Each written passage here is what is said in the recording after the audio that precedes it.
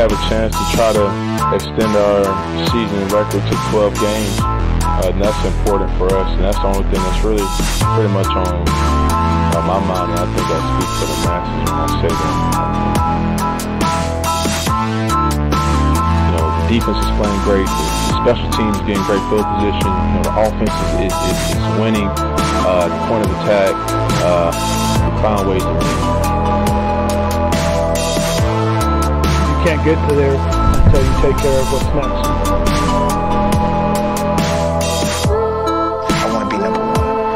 Do you think you are the best? Right now, at the time in life and where I'm playing at, yes.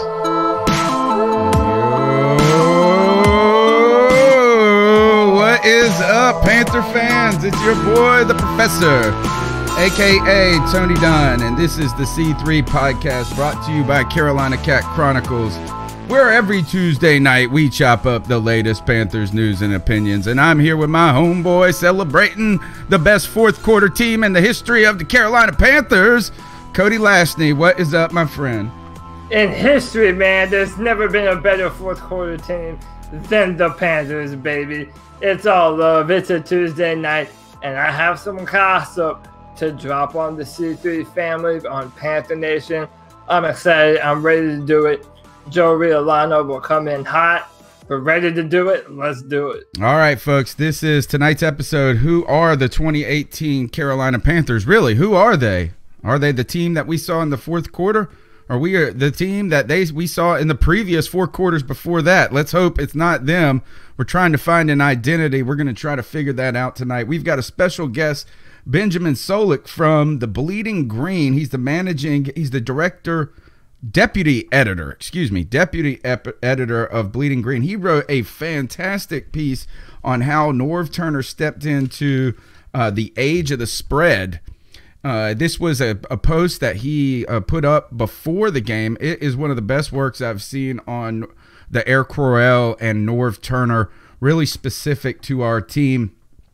So he's going to join us at 9:15 to talk about the Panthers' offensive performance against the Eagles. And guys, while you're here, turn your phones to portrait, smash that thumbs up button, hit the subscribe. If you're watching on Facebook or wherever you're at, hit the like, retweet if you're on Periscope. We could use the support. We've got a ton of cat calls tonight. You're going to drive the show. We're going to be breaking those to you early and kind of segmenting them throughout the show. The number is 252-228-5098. And Cody, I got to say this, is we really need to start with, look, everybody's been talking about the Eagles win, the comeback, Cam Newton's performance. Is he getting enough respect? Are the Carolina Panthers good? The Eric Reid stuff has been in a highlight of ours, but we've got some secret news, or we think at least Cody Lashney, the Panther Bloodhound, is on the trail. What do you got for us, Cody? Man, listen. So I want to start off by saying this. If I end up being wrong, then I will be patching up myself in a few months coming this offseason. But I have a buddy that works for a delivery company that basically ships out packages to from Amazon to people in Charlotte. And he had a delivery to Bank of America Stadium. Well, as he was going to the front gate, they normally open it up for him. The security guard stops him and says, "Hey, man, I can't let you through. You're going to have to check the package right here." My buddy Angel asked him why. He said they're filming a documentary on the Panthers, and to be honest with you, my man, I'm not even supposed to tell you that. So, woo! Inside tip. Close your eyes, folks. Deliver the package. Don't look around. Black bag over your head type secrecy stuff. So in my mind, I'm thinking, hold on. What kind of documentary would they be filming that no one's allowed to know about? And that's when a light bulb went off above your boy's head. Bing. I seem to think, and I might be wrong, time will tell, but if I'm right, remember where you heard it here first on the C3 Carolina Cat Chronicles. Baby, you already know what it is. I have a hunch that the Panthers are going to be the subject of the next Amazon Prime All or Nothing series that chronicles the entire 2018 Carolina Panthers season. That's my hunch. You've heard it here first. I don't know what other documentary would have to be held so hush-hush this far out in advance. They always announce it after the season is already wrapped up and over. I've said my piece. You have a little bit of what's potential inside information. All right. So again, we just want to remind that this is rumor. This is us on the trail, but this is what we do, folks. We're not journalists. We're fans. We're not here for to double check our sources. We're here to talk about what could be and what may be. And one of the things that I got to say is that if this is, how do we figure out if this is the case? My number one thing is that did Tepper buy the team? Did the sale go through before the NFL draft? See, now I'm thinking. I don't think it did. And this is the one concern I have is, does the all or nothing, does it just start? If it just starts with the regular season or training camp, I think regular season is what they generally do. I don't think they go back before. So it's not like Jerry Richard, we would be excluded from this because Jerry Richardson was still around. That's what I'm trying to say. Right. And from what I know on Hard Knocks on HBO, they don't have a choice. If you meet a certain set of criteria, you're eligible. New coach or something like that. New coach, 2 losing seasons in a row, then you're eligible to be on Hard Knocks, and you have no say so. I don't know if the Amazon Prime series is the same way, but I just want to put this out there. Imagine our Panthers in the Super Bowl. Pull it off. Bring home the Lombardi Trophy, and we would have it documented forever in a beautiful Amazon documentary for 10 episodes that you can binge watch over and over until your eyeballs bleed. Over and over. So again, this is all just us trying to figure out what kind of documentary would be hush-hush on that degree. So questions that still loom. How do you hide this from reporters? Obviously, this series has done it in the past where we haven't seen leaked information. So is there some non-disclosure potentially that reporters and people that are close to the team would see?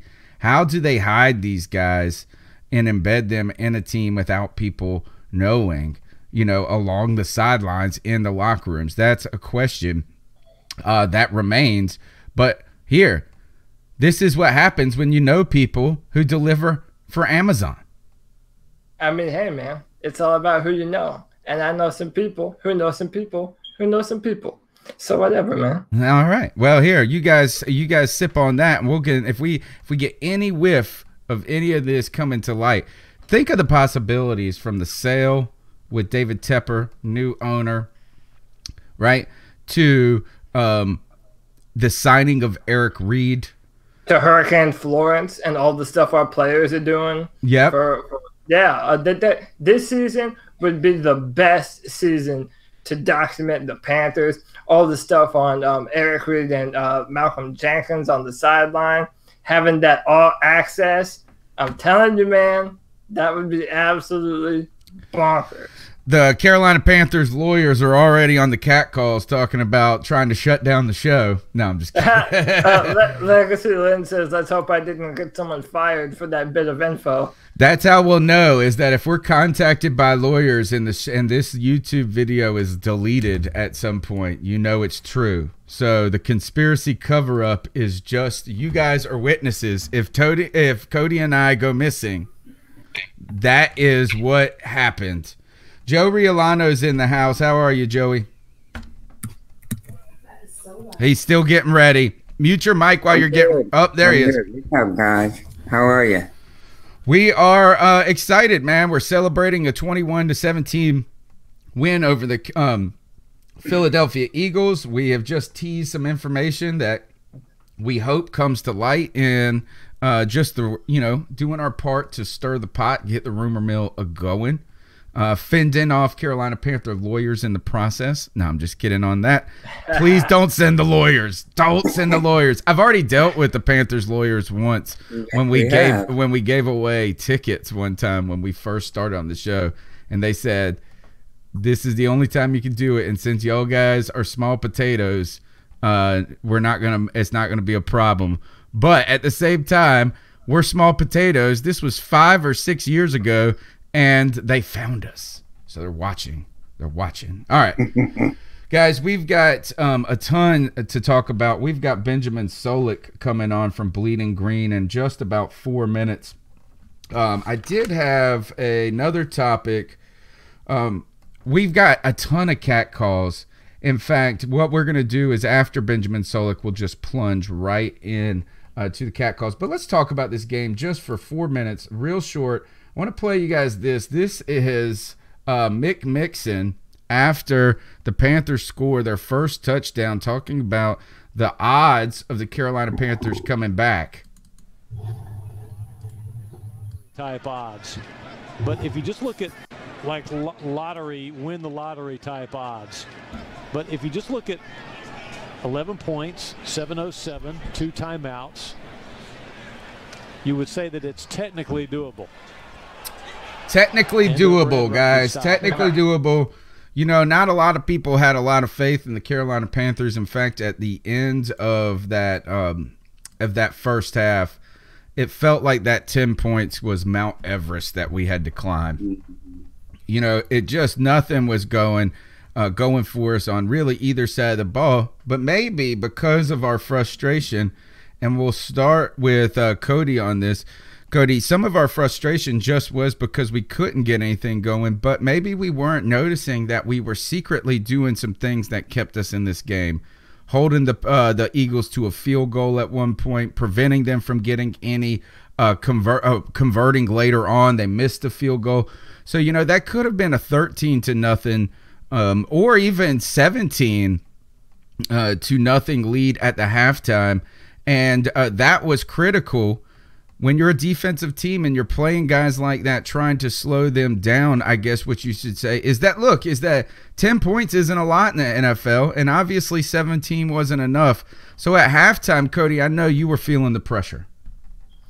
Yeah, I mean, a 10-point lead felt like Mount Everest at that point in time. We couldn't get anything going, man. And I know we had a few drives that just stalled out and ended up being nothing.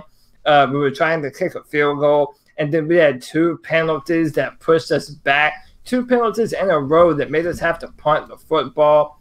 Devin Funchess dropped some passes.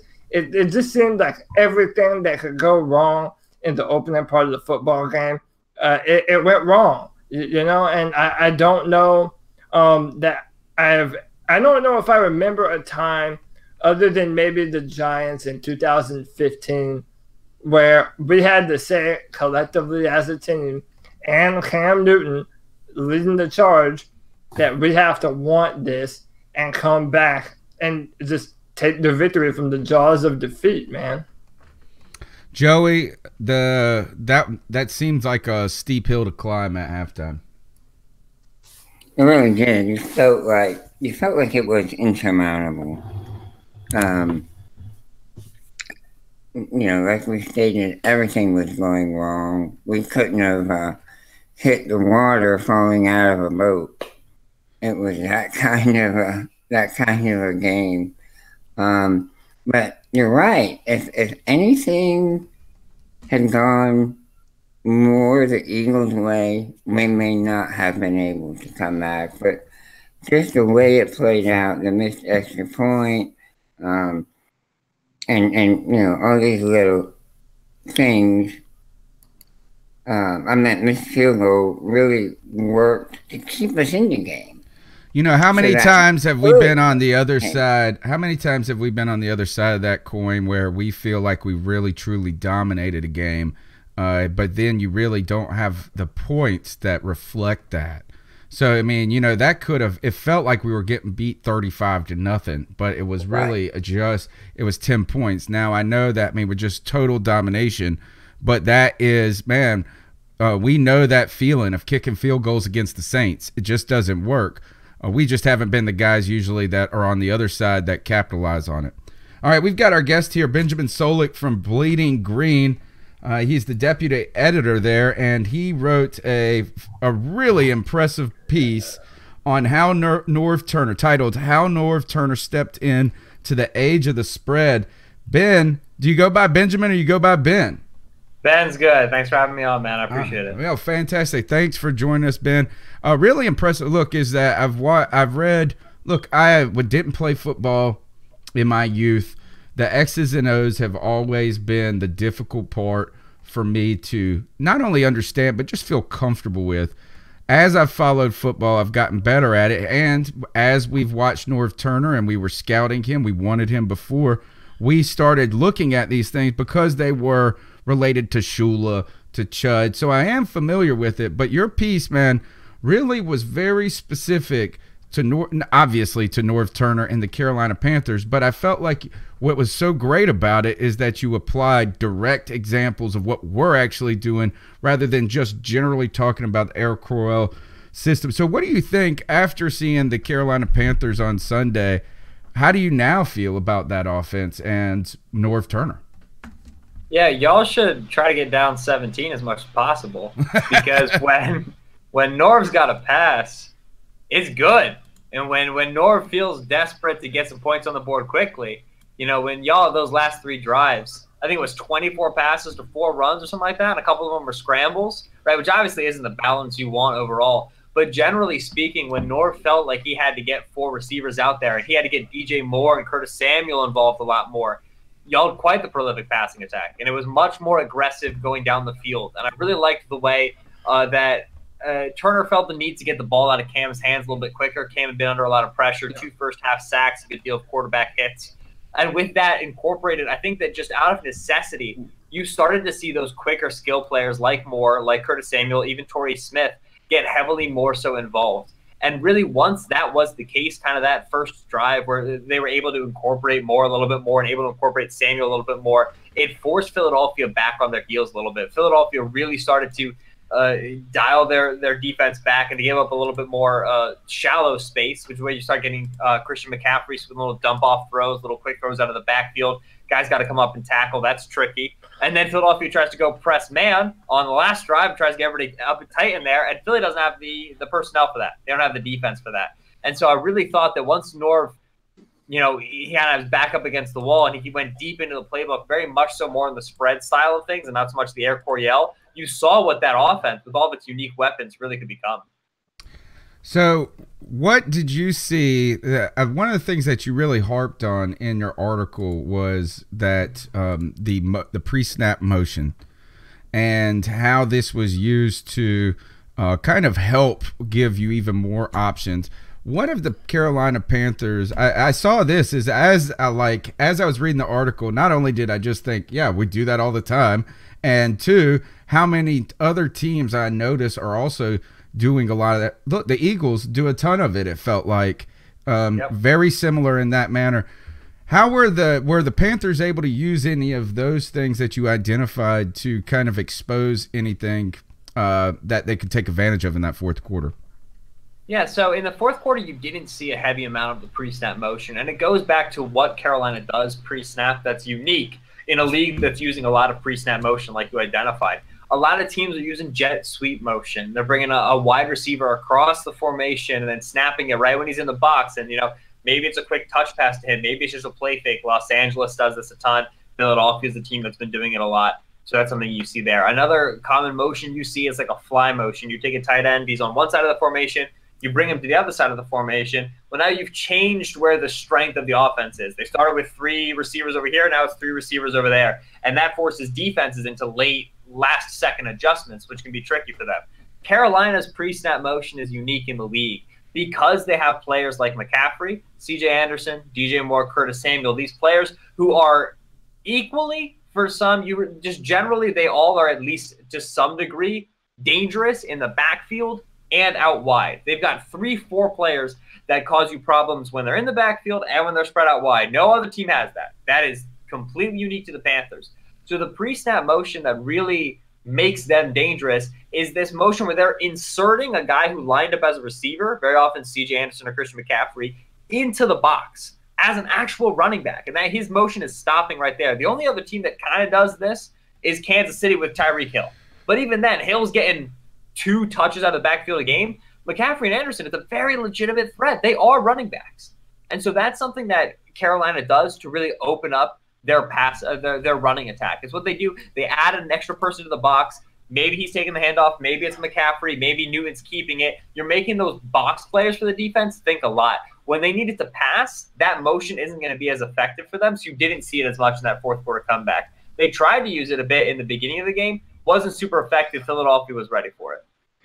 Ben, I find it funny that you mentioned the Chiefs and Tyreek Hill, because that's one of the things I've always said is that I've wanted to see Curtis Samuel used in a similar manner, because we do have very similar pieces to Kansas City, and you look at the outrageous numbers that they're putting up every Sunday. It's just out of this world. But my question to you is, what do you think the Panthers did differently from the first, second, and third to the fourth? What were we not able to do in the first that you saw really happen to gel later on in the football game? And did Philadelphia do something different on defense that caused us to change up our attack?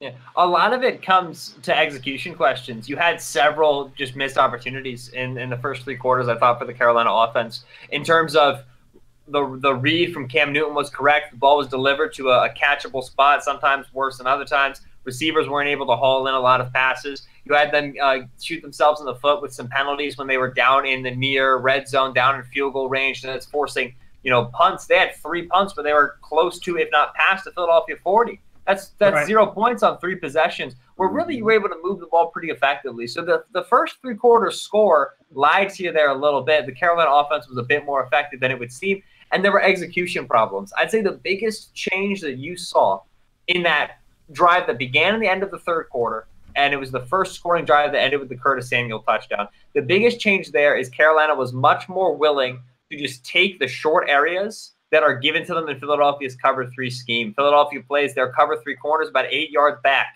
a lot of space in front of them.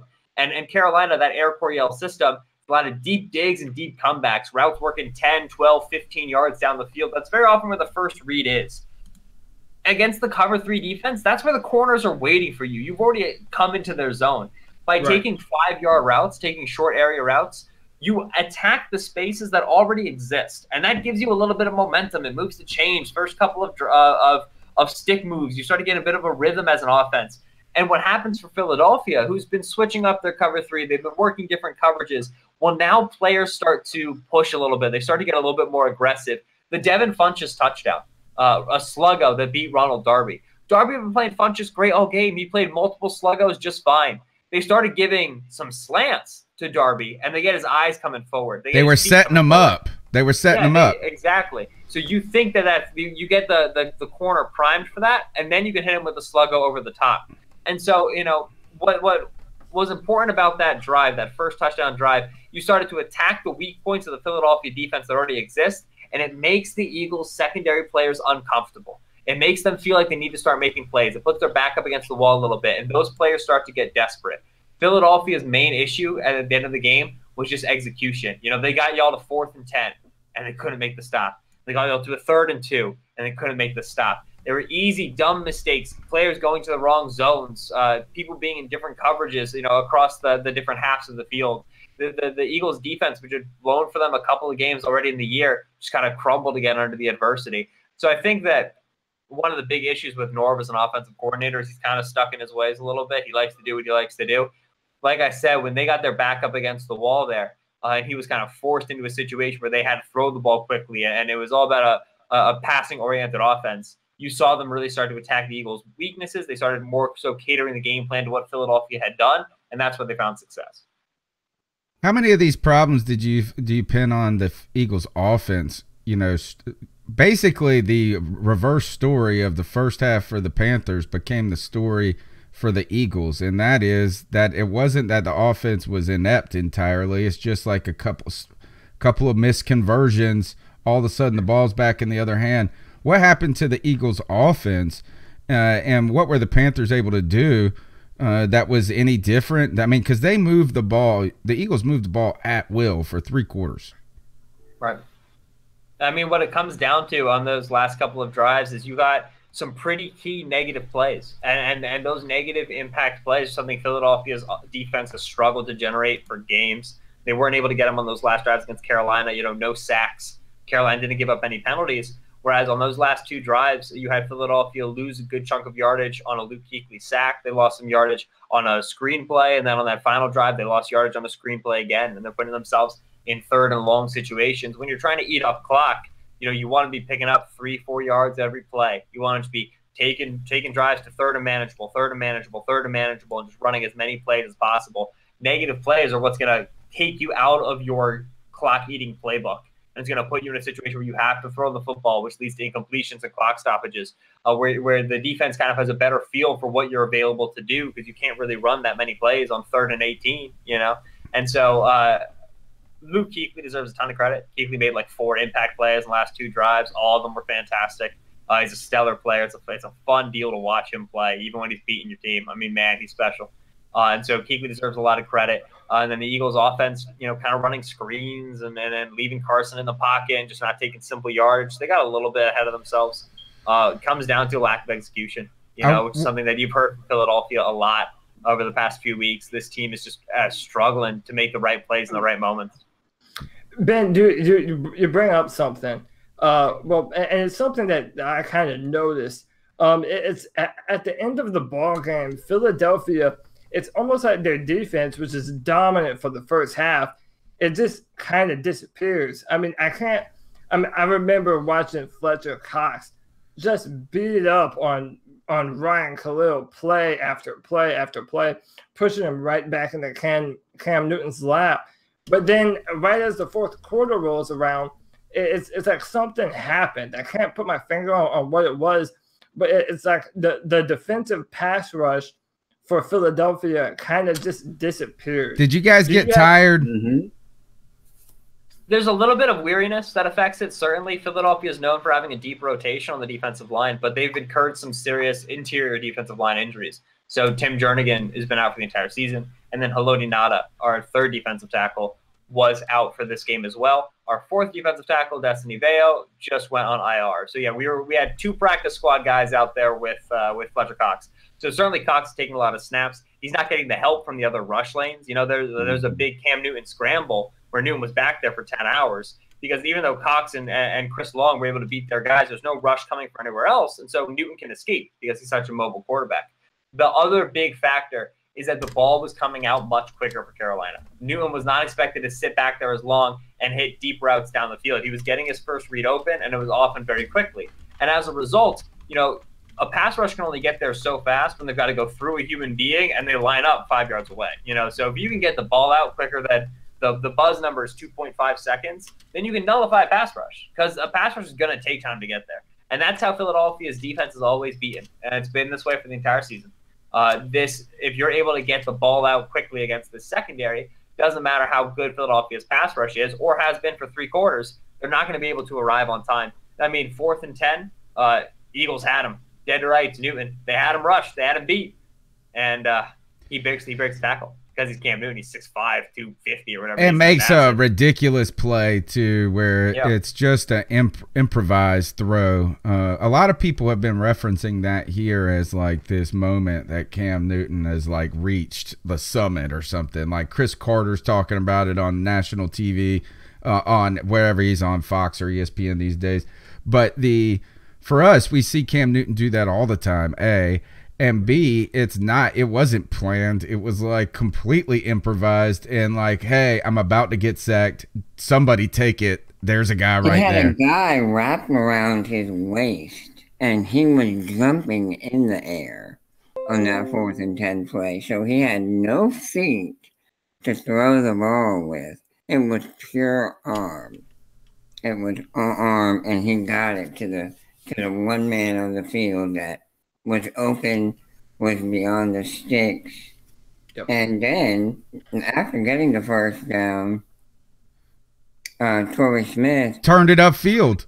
Started upfield, yeah, and was gone 35 yards later. They get him out of bounds. So All right. that was definitely the play of the game. Couple more questions for Ben. Ben, one of the plays that stood out to me, and I don't know if I know you watched some of the film today, but we motioned, this was Curtis Samuel, a pitch or something to Curtis Samuel in the backfield, and Fletcher Cox accidentally bumped into him.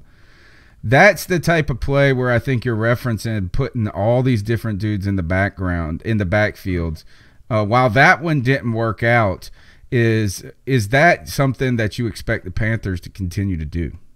Oh, absolutely. You can't have personnel like Curtis Samuel and not use him in ways like that, because when you line him up as a slot receiver, he is outside of the mind. He's not being thought of by the linebackers and the defensive linemen when it comes to their run fits. And you bring him in at the last second, and all of a sudden you've introduced a new factor right before the snap, and it's very difficult for defensive players to process that. That's what you saw in the Curtis Samuel touchdown. You've got a triple option look, right, with C.J. Anderson offset to the left-hand side. And so when you give Anderson that little ball fake, and then he comes out to the defense's left, the defense is reading, all right, Cam still has the ball. I don't have to worry about my left anymore. All the action's coming to the right. Because nobody's thinking that the slot receiver is a 4-3-4 runner who used to be a running back for Ohio State. You know what I mean? That's not something that you're used to having in your mental conception as a linebacker. So Camus Grugier-Hill, who's the weak side linebacker in this case, sees that Anderson doesn't have the ball, turns and begins sprinting to the opposite side of the field because there's no chance anybody's coming his way. Flip it to Curtis Samuel, and there's no one for Taylor Moton to even block because the Philadelphia defense has been just sucked in, absorbed by this triple option. Yeah. And so you're always going to see Carolina continue to get backfield touches to their skill position players out of slot wide receiver and wide receiver alignments, because it's not something defenses are built to stop. That's triple option stuff. You run 4-6 defenses to build that. You don't run like NFL defenses. So there were 9 Eagles players on the opposite side of the field on that particular play. 9 members of the defense. Everybody was baited, and I feel like the one linebacker, I guess that it was his, responsibility probably to be in that giant gap that was about 20 yards wide. He was so duped. They were all duped. I mean, there wasn't even, and so, some of that is timeliness of calling these plays, but when you have the right personnel and you can continue to just mix up the looks, that's impressive. I want to know this, is that the Panthers are not used to our defense not being able to stop the run. I felt like the Eagles and Smallwood gave us fits, and then I went and looked at the game book, and the Eagles did not run the ball for many yards. But like Cody said in the post-game show, is that these were just kind of important carries and timely carries. What's going on with the Eagles' run game, and can the Panthers take any credit for slowing something down? Yeah, I mean, it goes back to your 2 blue-chip players on your box. I thought Luke Kuechly and Kawan Shore played out of their minds. And Philadelphia... You're going to be a popular guy in the YouTube chat, by the way. Listen, I mean, you can't convince me that Kuechly isn't the best linebacker in the league. And you can't convince me Kawan Shore isn't a top 6 defensive tackle in the league. They're both animals. What it comes down to is if Philadelphia offense runs similar concepts out of similar personnel schemes, if you see a bunch set, 2 tight ends over here, 1 tight end over there, probably split zone. You see back and tight end to the same side, it's probably inside zone weak. You see back and tight end to different sides, probably inside zone strong. They don't mix things up too much. And once Kuechly had a beat on it, He beat multiple split zone looks by just shooting a gap because he knew it was coming. He disrupted a trap play because he saw the offset tight end and he knew it was coming. He's an unbelievably instinctive player. So Philadelphia very often will gash you with runs when you're set up to beat the pass because they'll tag their passes with run options and tag their runs with pass options. And also Philadelphia did lose yardage on a few throwaway runs, on runs at the end of the half, or they lost a couple yardage on runs where they just simply let a penetrator in. You know what I mean? It was a mistake in the blocking. Generally, Carolina played the run just fine. Philadelphia is never going to try to beat you with the run, especially with Jay Ajayi on injured reserve and Darren Sproles still injured.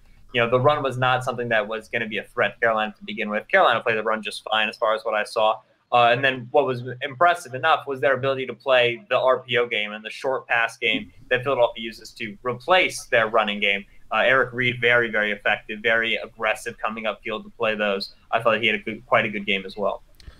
So, but do you see Philadelphia doing something to try and rectify that? Maybe seeing if, before the trade deadline, if LaShawn McCoy is maybe willing to come back into town. Do you think that the Philadelphia Eagles need to improve their run game before they can win the NFC East again? I'm not too worried about it. Like I said, like the short yardage, the short quick pass game and the RPO game, a lot of these little quick screens do a good job of filling in that void. Hopefully getting Darren Sproles back pretty soon. I'm much more interested in Patrick Peterson at the trade deadline, baby. Give me Patrick Peterson. That's what I want. God, I think everybody wants that. Don't we want that? All right, folks, that's BenjaminSolak. Ben, can you tell everybody how they can find you on Twitter? Certainly, yeah. So the ad is BenjaminSolak. Solak is SOLAK. That's on Twitter. And then, like I said, Bleeding Green Nation at Bleeding Green is where all my Eagles stuff is. So thanks so much for having me on, gents. I really appreciate it. Nah, thank you. What a fantastic guest. Gosh, he's spitting the bars of the X and O's for us. All right, man. Thank you. All right, guys, we've got a ton more to go in the show. This is the C3 Panthers podcast, the longest running Panthers podcast. We appreciate your support in the chat room and everywhere you check us out: iTunes, Stitcher, TuneIn Radio. Subscribe, tell somebody about the show. Consider calling into the Cat Calls line.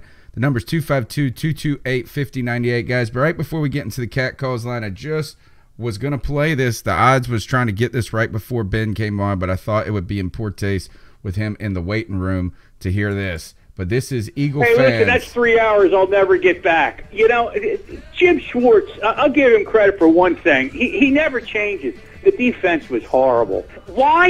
And McCafferty sitting in the flat all by himself. McCafferty shitting in the flat? Why would you cover McCafferty? I mean, he's only their best weapon. Yeah. The offense stinks too. Well, you get down there on a 20-yard line, you got to score.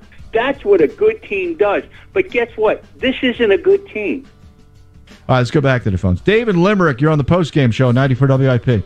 You know what? My son is watching the Eagles on Sunday afternoon. You know what? For 50 years, the Eagles did nothing. Granted, they won the Super Bowl last year. Today, they're up 17-0 at home. And you're telling me you can't change it up in the fourth quarter? You just sit there and let Cam Newton pick you apart?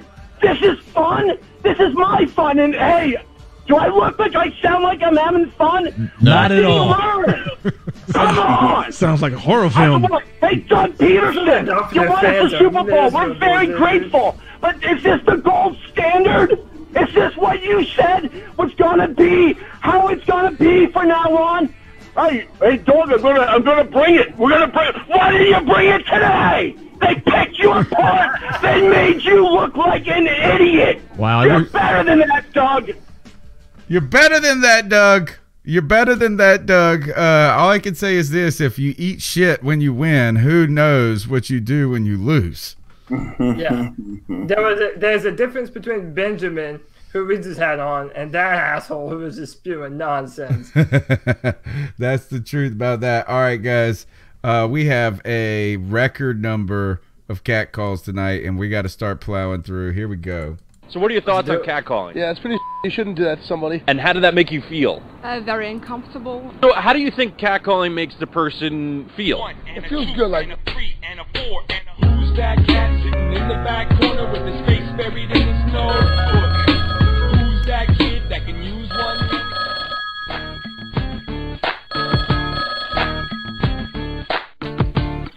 Cardiac Cats is back.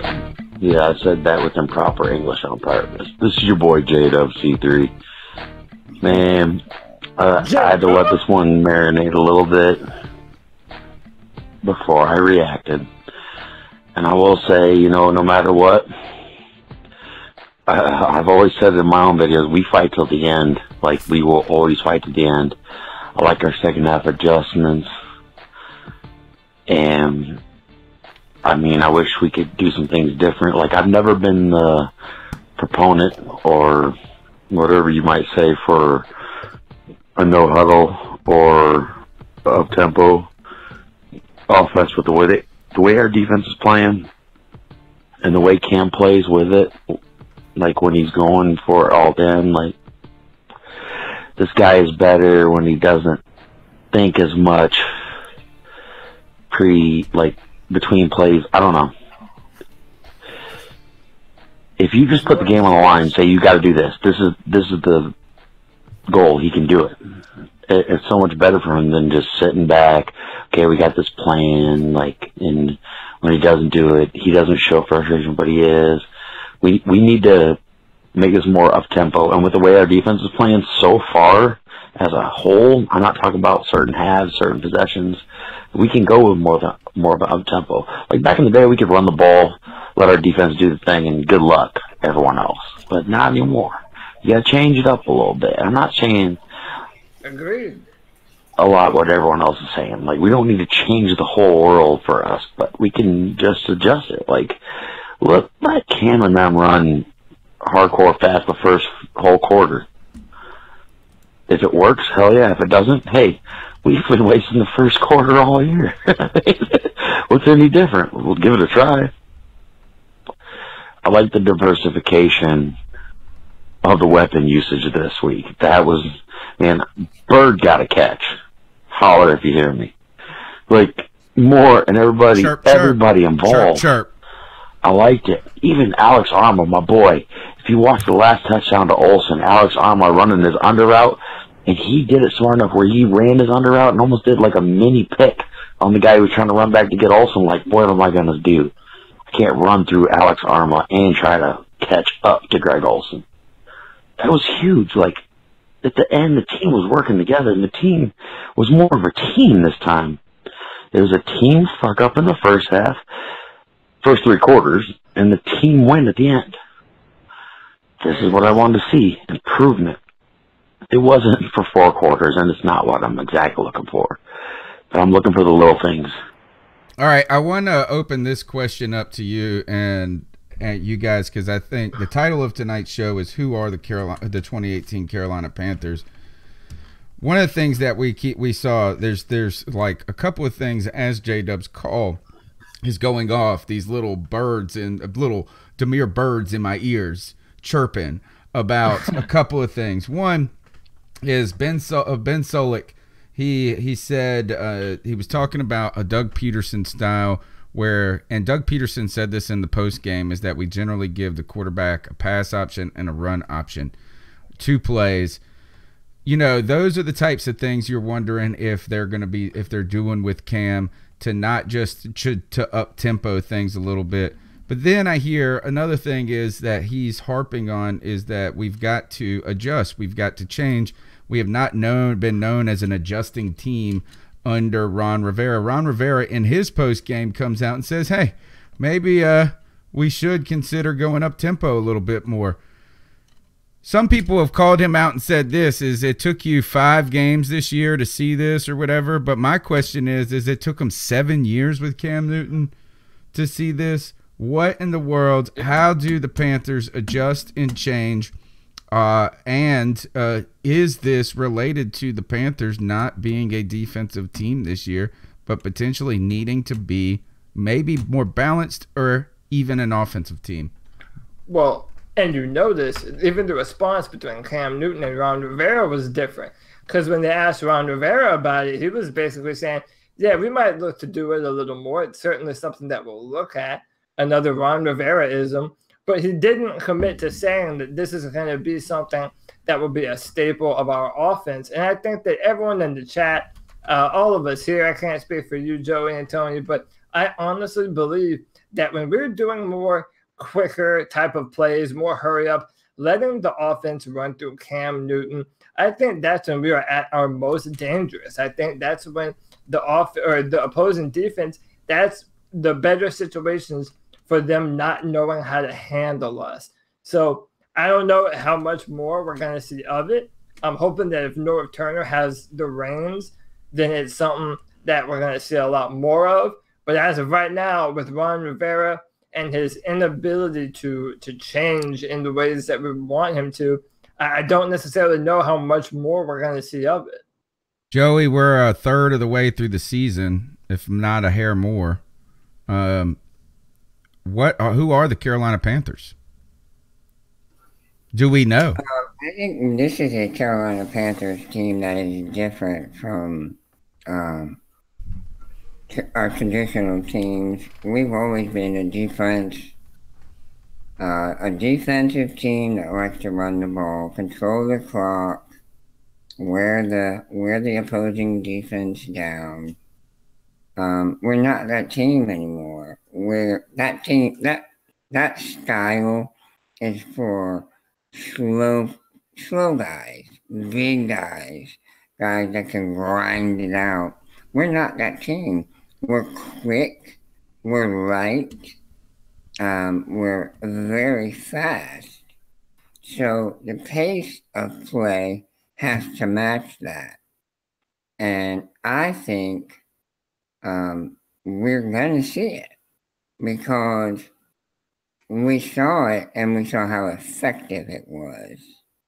And North Turner is the guy with the joystick in his hand on offense.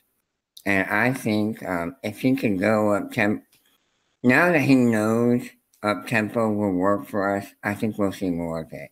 And that means, more Curtis Samuel, more DJ Moore, more Bird. We'll see more of those guys being on the field. And hopefully we're seeing it rolled out. Is that we've continued to say this, what the Panthers offense looked like in week 3 will not be what it looks like in week 10. And so what we're probably seeing is more and more wrinkles each and every week. Yeah, we will. We will continue to see that. And that's good because that's going to keep teams guessing. Defensive coordinators on the other sideline, you're going to have so many things to be worried about. Yeah, and I like what Joey said too. That if Norv sees it, I mean, he's been around so much. If he sees it, there's no way he's not going to want to implement more of what he knows is working on offense. So I have more trust in a first-year Norv Turner to do the right thing than I do in a 8th-year Ron Rivera, and I don't know what that tells you. And also just Torrey Smith with a knee injury. We don't know how bad it is, but that they are going to probably need to nurse that a little bit more. Is at the very least should give Curtis Samuel and DJ Moore more opportunities, right? Wait, who was that you said was hurt? Torrey Smith. Oh, I didn't hear this. I didn't know that. Yeah, he banged up, and he was trying to hide it in the game. I was thinking about this, is that he was trying to not act like it was bothering him. You wonder, too, how much of those guys are these are business decisions they're making out there, trying to get more snaps, more plays. And look, and it probably paid off for him in that game. I think J-Dub had a lot to say because I'm pretty sure this might be him again. Sorry, J-Dub got cut off. For me, it's the little things. Like we're doing the little things. My last thing I have to talk about is Eric Reed, and I'm not going to delve into the whole situation and the analyticals and the politicals and the opinionations and is that a word? Anyway, people. I was laughing at people around me in the bar today because at the end of our win, they weren't talking about the win; they were talking about the controversy with Eric Reed, which most people, it's not good, and most teams, it's damning, but not on ours. I was laughing at people. I was like, first of all, we have the infrastructure of veterans in that locker room to handle all this. And as much as our coaches may be able to coach or not on the field, behind the scenes, we have a culture and an infrastructure that's legit. We do. We've handled every problem that's come at us, and we always will. So, good win, Panthers. I mean, you're going to keep having to step it up. It's going to be harder to come back over and over. Got the Ravens next. Hopefully we get there. All right, we're going to come back to that, Eric Reed. We're going to take the next call, but file that away. We got some things to talk about with Eric Reed. C3, what's up? This is Jay Roof. Hey, just calling in the next morning after the game. I had a couple things I wanted to kind of throw out to you guys. I wanted to call yesterday after the game, but I honestly thought I was way too hyped up. No one would have been able to understand what I was saying. I was going nuts in my house. I think my neighbors might have called the cops. It was a crazy scene. But I got a couple things I want to talk about for improvement for the team going forward. One big thing I think that made a difference for our defense in the second half there in the Eagles game, and I don't know if you guys talked about it in the post-game show. I haven't had a chance to listen to it yet, but I think we got to dial up the blitzes a little earlier in the game. Our defensive line is just not getting enough pressure with 4 men up front. I just don't see it happening. We've seen it in multiple games now. It's a problem. We got to start addressing it and taking some chances now that we have some fairly reliable guys in the secondary. I think you gotta send TD or Luke or Shaq every now and then on a blitz. So I'd like to see more of that, and I really want to see Desmond Funchess get rid of them damn stone hands he's got, because he had the touchdown yesterday. He had 62 yards. He led all receivers, but man, he could have had over 100 yards, I believe, with all the drops that he had. He's got to get better. That's just unacceptable to drop the ball as much as he did yesterday, and just completely. I don't know. I guess I'm not that big of a Devin Funchess fan. I never really have been, but I think he can do a lot better than what he's doing, and give us a little bit more. But tell me, guys, what you think, and I appreciate everything, and keep pounding. All right, the ceiling is the roof. Thank you, Jay Roof.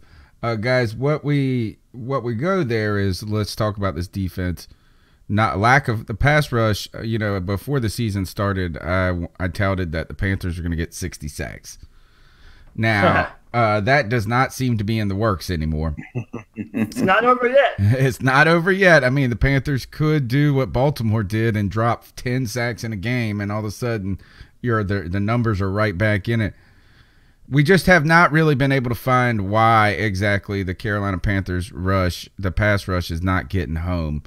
Now with Mario Addison injured, right, or, dealing with a back injury, at least not 100%, this does not help the chances anymore, given that he was probably the one that was most successful getting to the quarterback. We have seen Eric Washington dial up more blitzes in the last couple of weeks. But like the caller said, is that they've been in the back end of games and helpful. And I feel like he's done a good job calling them when he has called them. I think we're seeing the problems that Wilkes had a little bit last year. And surprisingly, we were able to get after the quarterback. Joey, what does Washington have to do? A lot of people are already calling for his head. Well, I don't think firing him is the answer. He's just got to be really tuned in to blitzing as well as rotating guys. The more he's able to rotate, the fresher he can keep them, the better they'll be in the fourth quarter. I think that's a big key, is going to be getting a rotation that come fourth quarter, your guys are fresher than the offensive linemen. In addition to blitzing, and I'm not talking about just linebackers. Send Eric Reed, send Mike Adams every now and then, send a corner, let Dante Jackson, get a shot at getting around the tackle and getting to the quarterback. He can get there in a hurry. Yeah, he can. Isn't it really just that's what we need to do? Is if we're gonna blitz, don't just make it linebackers. We need to have some exotic looks, because we have some linebackers that can drop into coverage and help in that capacity. Right. And isn't it so funny though that just last year we were saying, man, Steve Wilkes is blitzing too much. There's too much blitz. We're not getting home enough with our front four. I'm wondering now if maybe Steve Wilkes knew something that we didn't. Maybe he felt that he had to overcompensate a little bit for what was a stale pass rush, or if anything, maybe we need to start using some free safety and corner blitzes just to get the pass rush going. Let them put more guys in the box, expect the blitz, and then drop them out. And we do that all the time. Luke is always calling the audible, telling our guys to drop out at the last minute. I do agree with Jay Roof, man. I think that we have to find a happy medium between last year's defense and this year's defense. Not blitzing all the time, but a healthy amount to have them always worried about what's coming at them. I think Wilkes' defense would have worked better with this personnel. Yeah, me too. Because now, I mean, Dante Jackson really, and hopefully we can get to it. There's a great video that Baldinger does on Dante Jackson. Yeah, that was a great video. And so what, so maybe like last year it really exposed the weaknesses in the secondary, but now adding Eric Reed and hopefully he's starting to fit like the profile a little bit more. He's not playing at his natural spot though. I feel like he's so much more a strong safety than a free safety. Now we're playing a lot more single high, I think, sometimes, and some things like that. But yeah, it's a happy medium. I think our pass rush was just better last year, and we were blitzing more, so it yielded results. This year, they're just not getting home as much. But when they do, they've actually been able to get to the guys when they need to at times. We saw it late in that Eagles game. So it might not be the best Panthers defensive pass rush, but it has been a timely one in some cases. All right, appreciate. Devin Funchess, any thoughts? I know Black Cat hates him. He's in the chat room. Really, this is what you see. Is for me, Devin Funchess has been hasn't been a letdown this year. To me, he's been adequate. But again, what you saw is that he makes those 3 catches, and you're talking about Devin Funchess stepping into the limelight. And he's just not been able to do that yet. He's not consistent enough. Yeah. All right. And it really did kill some drives early on. I mean, Cam put one pass right in the breadbasket. And how many times have we said this season too? I mean, you think back about that Falcons game, goes back to a Devin Funchess deep in your, 3rd down conversion. You throw a 3rd and 3, you almost complete a 3rd and 12. It's right there. It's a focus thing, maybe. It could be, is that he might be getting tired. Salad fingers. Salad fingers. Oh, speaking of, it turns out old Devin Funchess is a little sensitive, too. Told everybody, do not call me fun.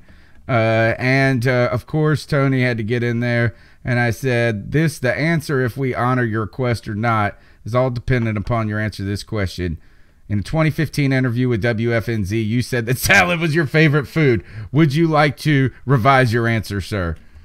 Yeah, and then I said something right behind that about let us know. Is it still salad or have you broadened your horizons? But fun. He's still fun for right now.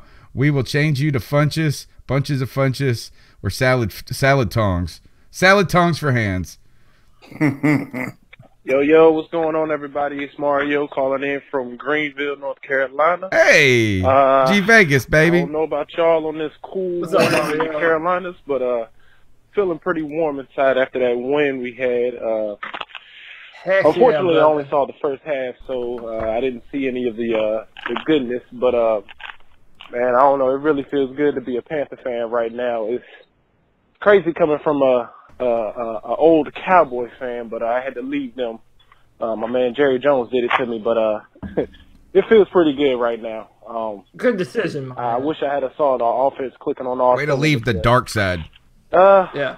I just wanted to say that. And, makes me feel really good once again to be a Panthers fan, man. But I like what the boys are doing. I wish the defense had picked it up in the first half, but it just made it for a better win. But just wanted to say that. I hope everybody's having a good week so far. But once again, keep pounding. Now I'll talk to y'all later. Appreciate you, Mario. G Vegas call right there. That's my stomping ground. And that warm, fuzzy feeling that you felt inside was the first feeling you've ever had as any Panther fan in the greatest fourth quarter comeback of our franchise. Mm-hmm. That's the biggest fourth quarter comeback in our franchise history, and on top of that, against the world champions, against a team that was just completely dominating us. At their place. Yeah. Yeah, at their place. Yeah. By the way, I also want to mention this is the second year in a row we have gone away on the road and beat the defending Super Bowl championship, or the defending Super Bowl champions in a close game. So I think that does say something about the resiliency of this football team. That might have been a long time in the making, coming back from that amount of deficit, which really isn't all that much in the grand scheme of things. But it does show you that these Panthers are willing to fight tooth and nail. They believe in the motto, keep pounding. Your cat calls 252-228-5098.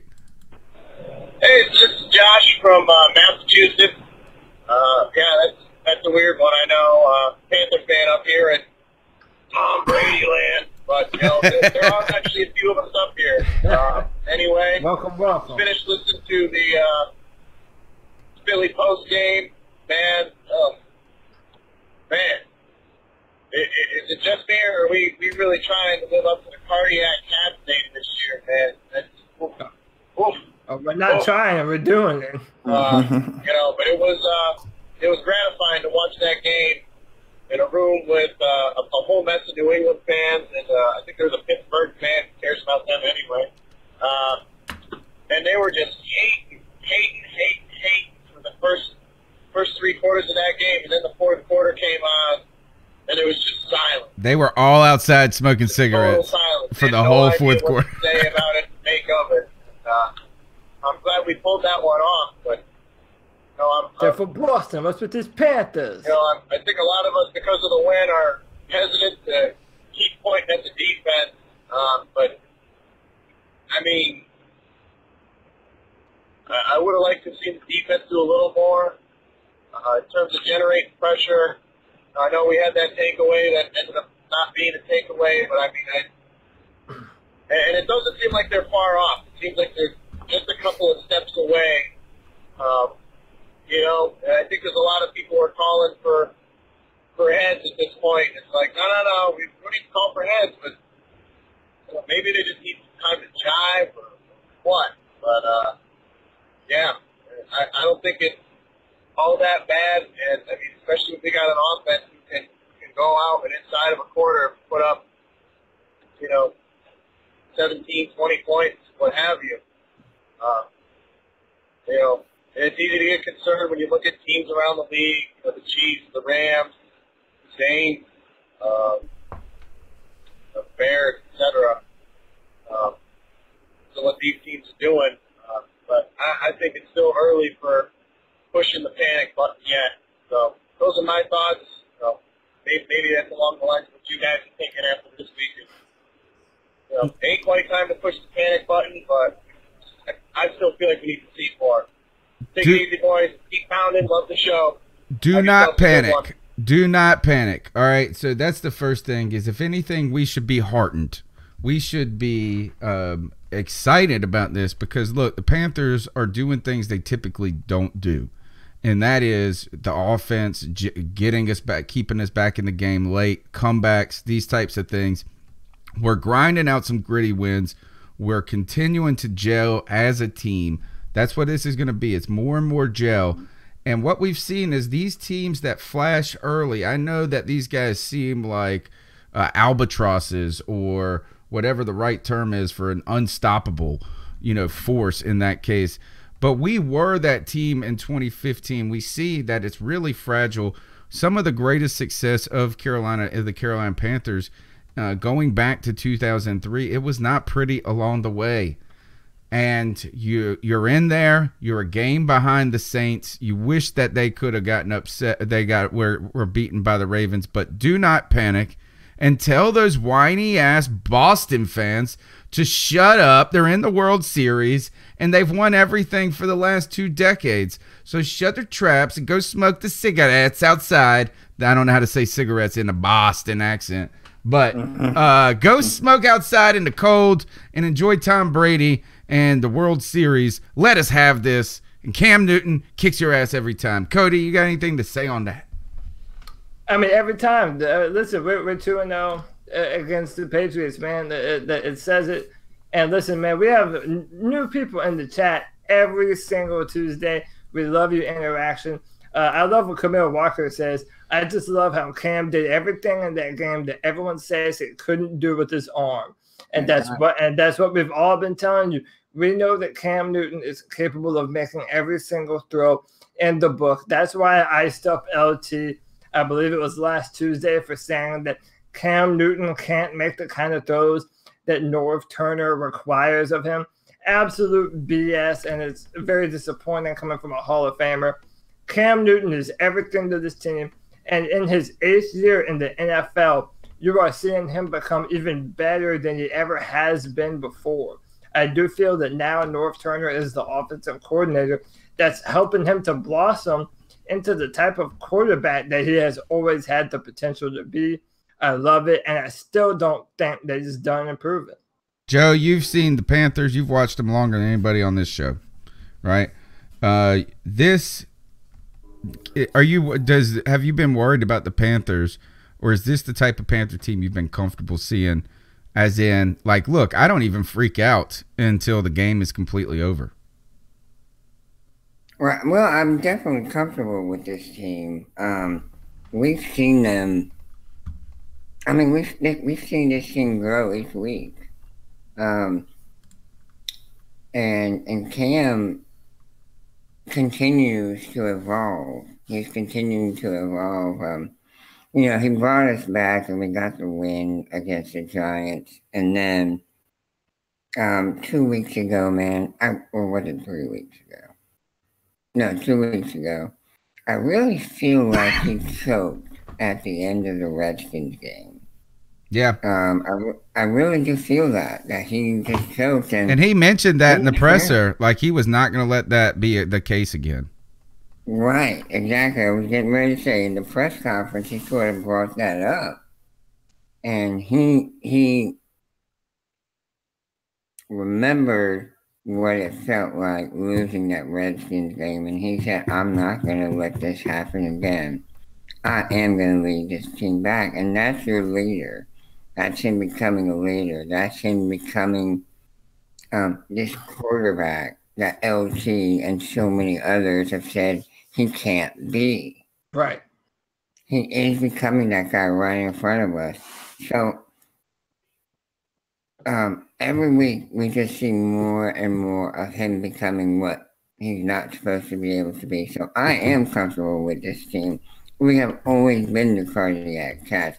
We have always played to the level of our competition for the most part. And you know what? One thing, go ahead, Joey. No, go ahead. Go ahead. I was going to say, Ron Rivera said that Cam Newton always wants the ball in his hand. So you're right, Joey. He did mess up at the end of that Washington game, but he wanted it back because he knew what he was capable of doing. He knows that he can make every single one of those throws 9 times out of 10. He just didn't do it on that day, and that's why he said he hopes to see them in the playoffs. So, you know, the fact that happened in Philadelphia, it was almost synchronicity, man. And Cam Newton needed to prove to himself and the world that he has the ability to do that, and he did. How about this? He has more fourth quarter comebacks than Aaron Rodgers. That's a stat. Camille Walker Camille Walker put this stat up earlier, and I've been meaning to circle back to it. But again, here it is again. Cam's at 65% and a 93 QBR. But this is the stat that stuck out to me. He's had 2 touchdowns in 5 games in a row, and that's the best he's ever had. Yeah. So we're starting to see more consistency from Cam. You know, Cam has been a little feast or famine at times. Let's go to this. Here's Chris Carter on Cam Newton's play this week. It's about Cam Newton in the fourth quarter, right? I can't believe it's almost 8 o'clock. We started at 6:30. Because if this was Tom Brady, and Tom Brady had done that, if he had a 133 passer rating in the fourth quarter at Philadelphia, we'd be talking about it before that. If it was Aaron Rodgers, we would have talked about it. If it was Carson Wentz, if Cam Newton was up 17 points and Carson Wentz had come back, we would have talked about it before. Cam Newton, the way he played in the fourth quarter with his arm, not his legs, in his brain. He beat the world champs with his head. This is what we know Cam Newton is capable of playing. This is the level we know he's capable of playing. His MVP season, we saw it almost week after week after week. But you got to give credit to Ron Rivera as a coach. He always has his team believing in the players that they have and how they're going to play. But bringing in still going. I know you guys can't hear it. At this point in Cam's career, that he would surrender what he knows about quarterbacking and let Norv Turner work with him. That's what you could see in the fourth quarter. The jump pass, the instincts to be able to, I'm going to stay in the pocket and not try to win this with my legs, relying on my head. That means my brain and my arm. That's what I saw in that fourth quarter, and I thought we should be talk about it more. It was a tremendous game by one of our best quarterbacks that we have on the road against the world champ. All right, so there's Chris Carter. I know the fellas couldn't hear it as well, but it was going crazy reverb. So I've yet to crack that nut, how to do it. You know, I know a lot of people are happy Chris Carter's saying this, but I'm not impressed. And the reason I'm not impressed is because these are the assholes that have called him out all the time and said that he doesn't do these things. Right? Is that it's never been a mental ability with Cam. Cam has shown you consistently he can pretty much do everything you need. It's about putting him in good situations and getting the most out of him you can. And I think every player, it's the rare player today where they are their own coach all the time. That's a Tom Brady. That's an Aaron Rodgers thing. I'm not saying Cam Newton won't be that.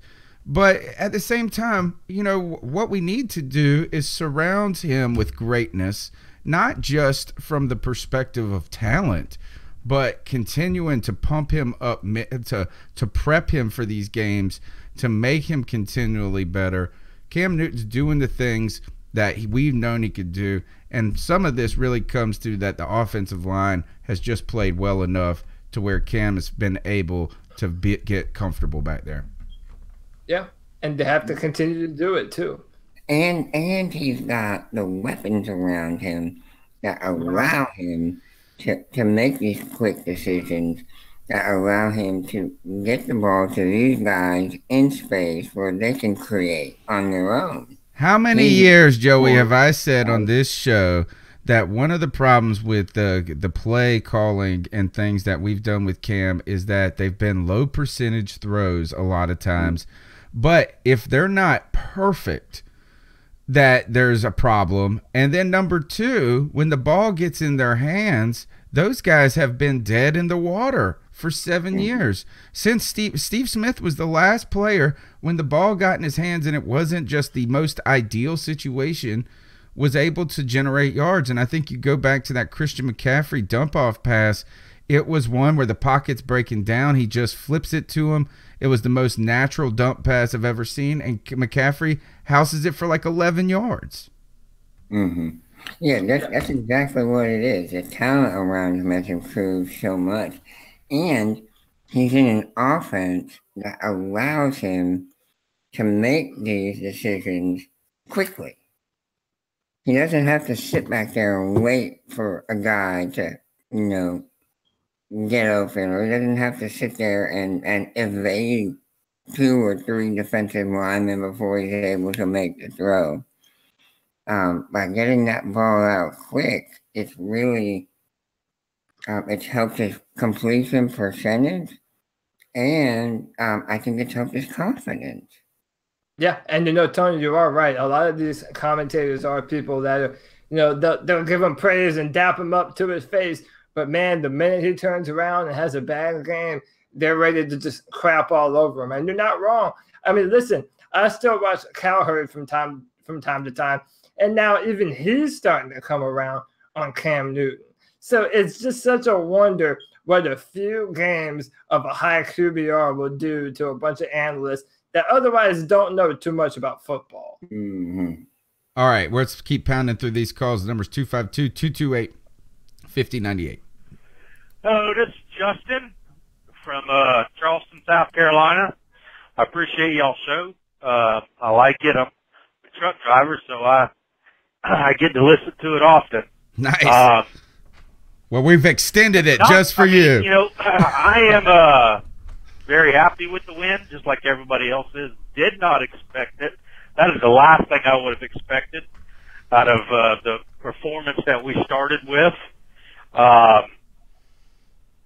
You know, got in a very bad mood very fast in that game.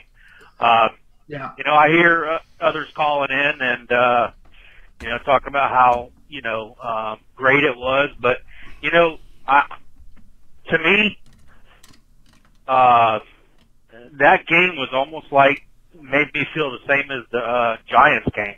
You know, it was a almost identical a endings. A very ugly win, except for the fourth quarter. Fourth quarter was amazing. You know, but to me, it's you know, I see a lot of inconsistency in our team. We're up and we're down. I just don't feel like, you know, I think we have the caliber team to be a championship team, but at, you know, on the flip side of that token, you can't play games like this and continue to play games 2 weeks in a row. I just don't think championship teams can do that and expect to get to the big game. But you know, I don't want to take too much credit from the defense, you know, and offense in that fourth quarter. They did very well, but most of the time you play like that, and you're going to get yourself too far behind and not be able to catch up, even if you got something going. But hats off to them in the fourth quarter. They did it. Very happy for the win. Thanks, right, guys. Yeah, thanks for that call. That's a fantastic thing. Be safe out there on the road. Now, going to this, there's always a fine line, guys, between grizzling out wins, learning how to win, and becoming sharp, right? There's a line in between that all the time.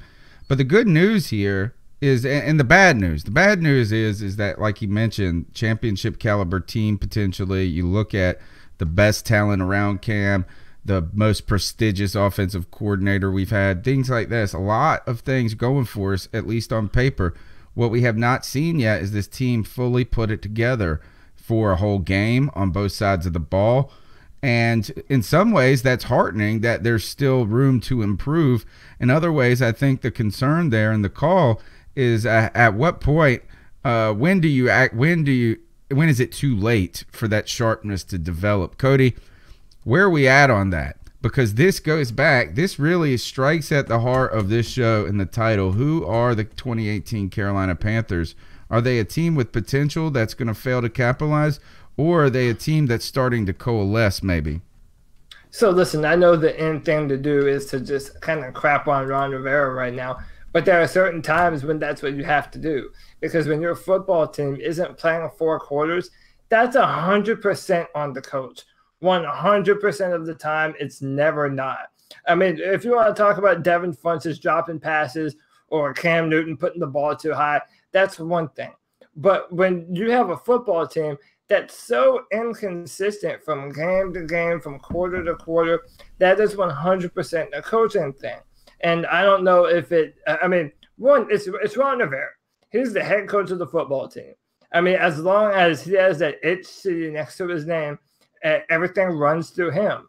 And I think now that we know the potential of this football team, the number one goal right now needs to be on our coaches to force the best performance and the best game plan at every single point in the football game, because we haven't been able to see that at this point. Daniel Duncan in the chat room says, honestly, Eric Washington is the worst defensive coordinator we've had. He always has the corners 10 yards back. Quick slants kill us because they take it 20-plus yards. Then we don't blitz like we used to.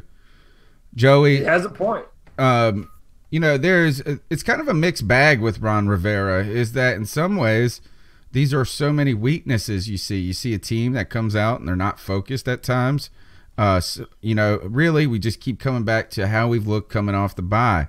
Never been sharp, never been prepped. And you go to that Super Bowl game, and, you know, the atmosphere got to the Carolina Panthers, and how the head coach, it seems like a lot of people believe head coaches have a lot of power to steady the ship in many ways. But we've seen Ron Rivera also steady the ship in some very turbulent waters. So is this just kind of part of the Ron Rivera team, or where is this at, and where do you stand on it, Joey? I think that's just who Ron Rivera is. You gotta take the good with the bad. Sometimes you need that steady hand, that constant state of calm. But then other times, you know, you gotta kind of toss that aside and lose your mind.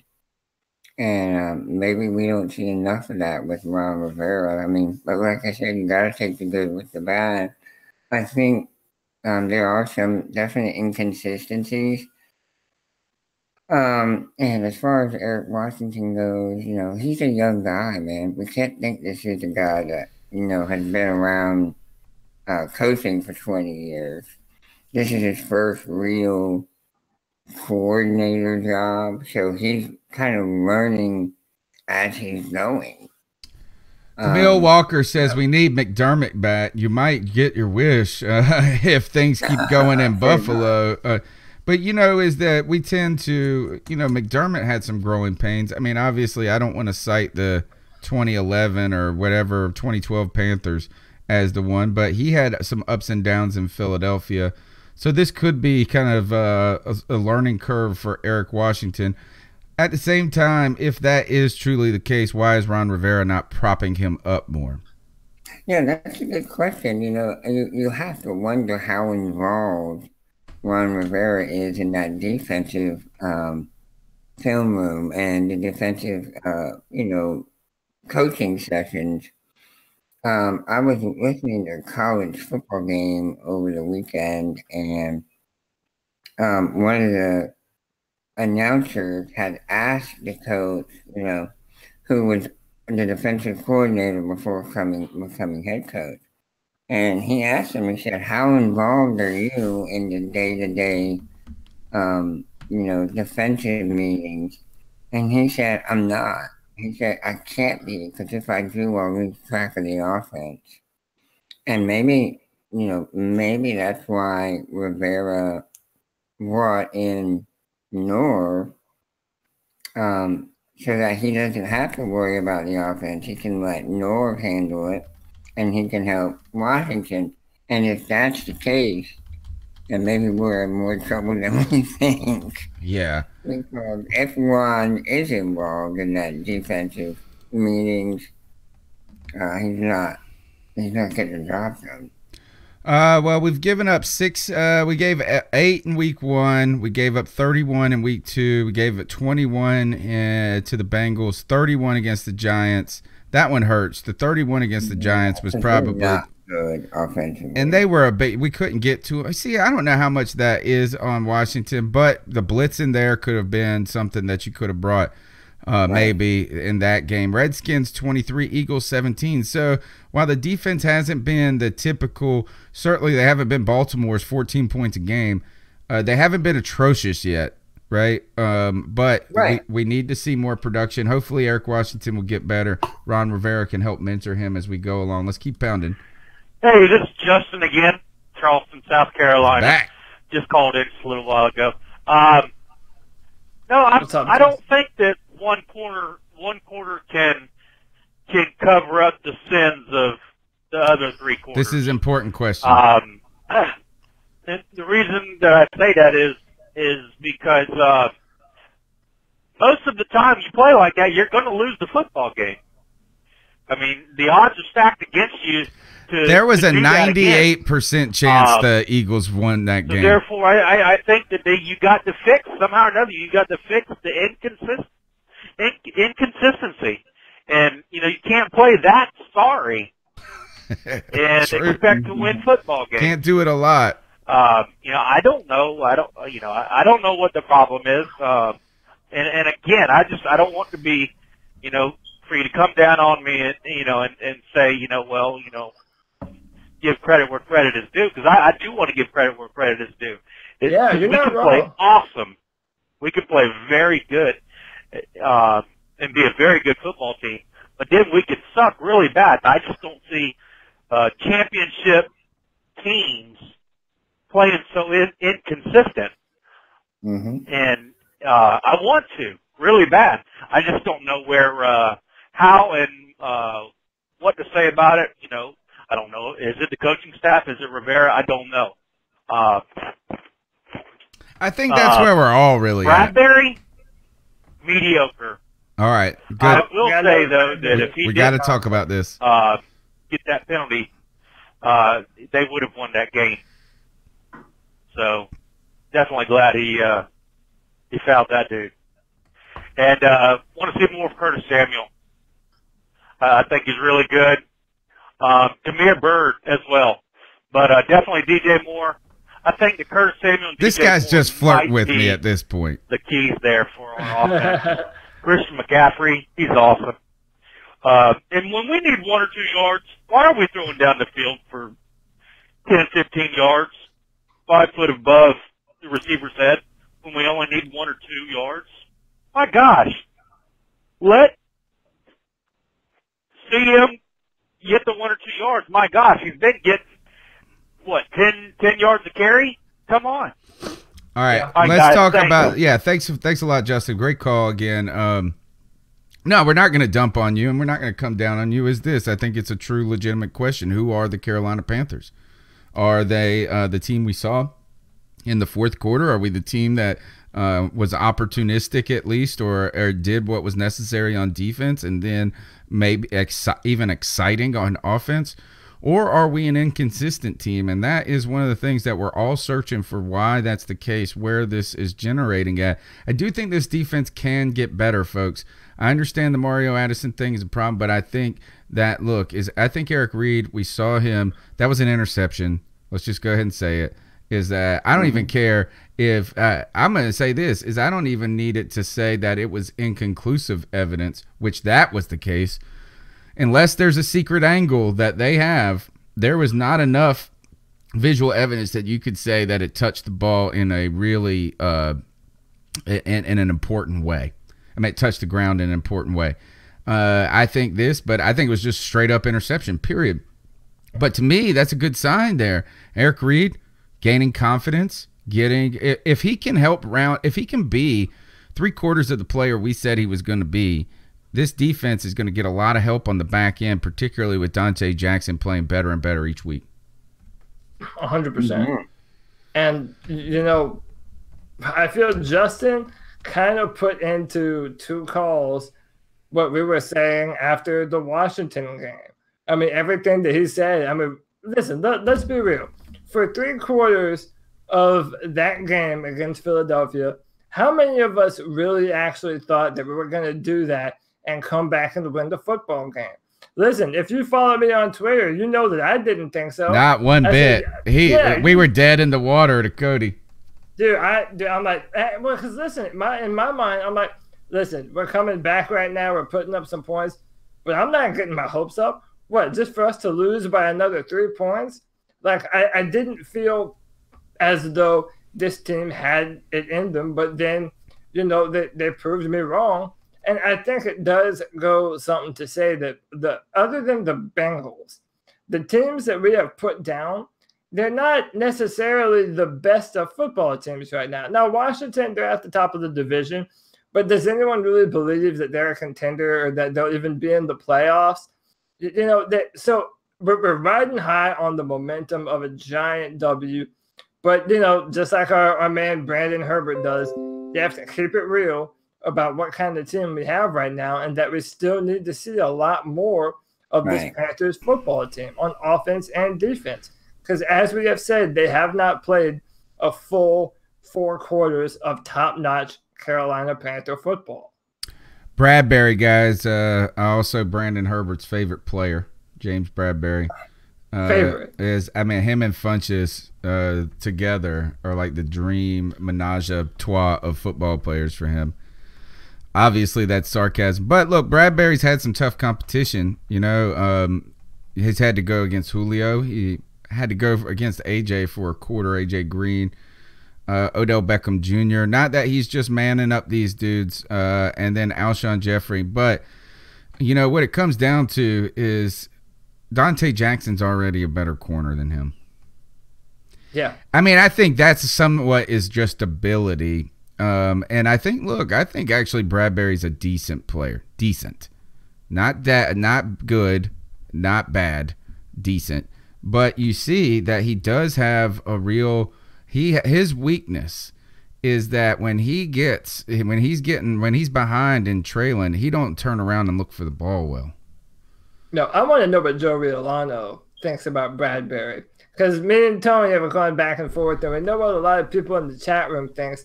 But Joey, my question to you, man, is so this is his third year in the NFL now with the Panthers. Do you believe that Bradbury is the corner for us, or how did you feel about James, man? I like Bradbury. I think he is going to be a great number 2 corner.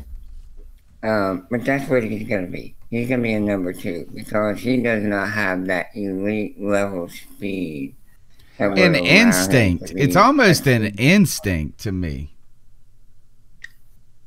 You mean like he's more of an instinctual player? No, like that's what he lacks. Like I feel like he's actually pretty decent when it comes to like what he's supposed to be doing. Right. You know, I don't feel like he looks like he's out of sorts as much. Right. It's just that whenever he is not completely in charge of the route, he doesn't play catch up. You know, I mean, he just doesn't turn around. No, and that's it. He doesn't, instinct is a good word. He doesn't have that top level speed. He's big, and that's his best attribute because he can muscle up with those guys like, like what's his name in Tampa Bay and Mike Evans. And well, you would think that Alshon was the guy that he would be most comfortable with. You would think. He did make one great play where he just ran Alshon's route. It looked like he was burnt toast, and then all of a sudden he broke up that play. That's a game-changing play. That ends our comeback there. And while he was torched on that play, one of the play that saved that game was him actually getting that pass interference. So, hey, you know what? Is that we can hate on Bradbury. What I'm going to do is this. I'm going to ask y'all to save your hate for Bradbury till February after the Super Bowl, because then we can talk about making replacements and things, but we ain't got nothing behind them. Nothing. Right. So you got to be happy. You better be cheering for that guy to get better. Turn around. Turn around. Ball in the air. Ball in the air. Help him out, guys. I think we, from what we have, I think we should be happy with him. I don't think he's going to be the long-term answer. But for now, I think he's sufficient. And yeah, he is sufficient. And I do want to say about Dante, though, if you look at what he's been doing, man, you mentioned instincts, Tony, and Dante Jackson, he has that little man complex, right? He plays bigger than his body is, but man, his instincts, everyone talks about how fast Dante Jackson is, but that's not even his best quality. He knows where the ball is going. And even though he's 5'10", 180 pounds soaking wet, he'll lay the wood on you. He will put you down, and you have to have physical corners that are going to come up and make a tackle when need be.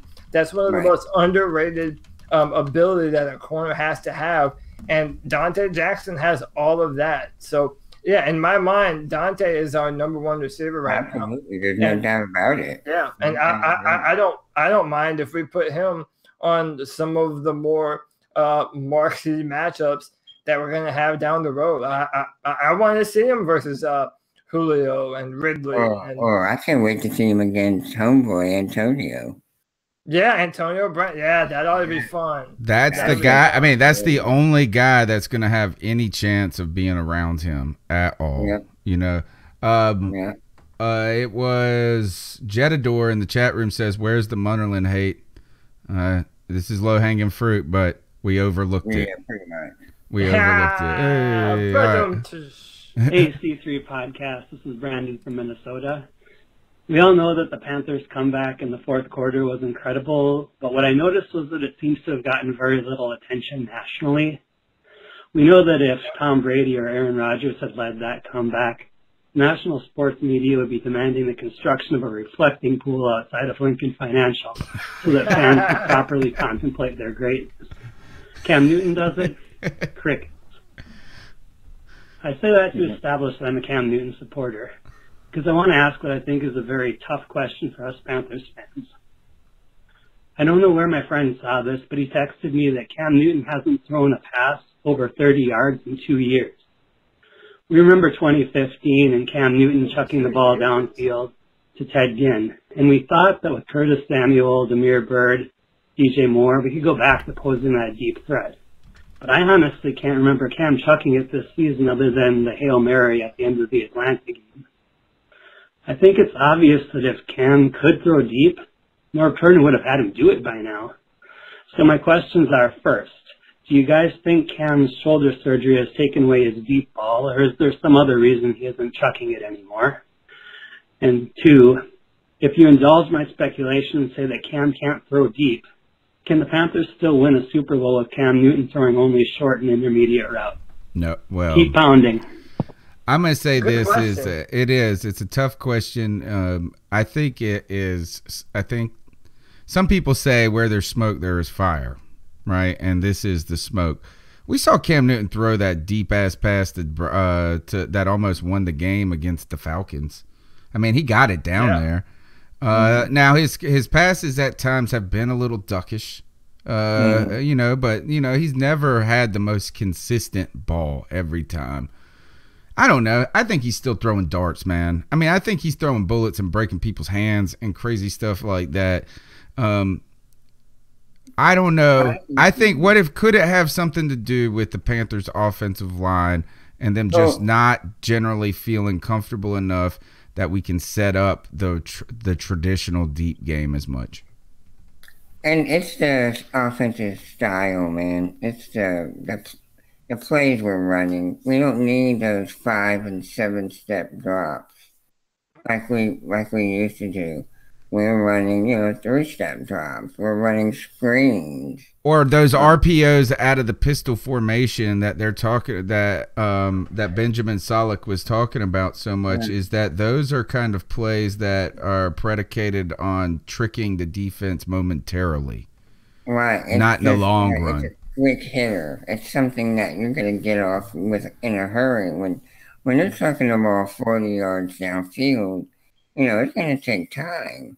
You got to let that play develop. And our offensive line hasn't always been the best at giving us that. And 2015 was a bit of an anomaly because he did have time. But it was all Ted Ginn, dude. It was all Ted Ginn. Right. And he has stone hands. So Philly Brown made some plays as well. Yeah, he did. He wasn't. I remember Brent Burson making some plays too. Now, what about this? Guys, and I'll turn the mic over to Cody on this. Is there anything to it? First of all, or are we just wishing it away? And second, is this something that maybe you'll see? Maybe that the personnel that we've gone with in the beginning, the Torrey Smith. We've seen some misconnections there. Devin Funchess, we know that it hasn't worked as a deep threat, even though Mike Shula tried to bang that square peg through a round hole. Maybe as we continue to see Samuel and DJ Moore mixed into there will be an opportunity for that more traditional play action fake deep and get a safety to bite. But that really requires us to be running the ball effectively too, Cody. What's the deal with Cam Newton's shoulder?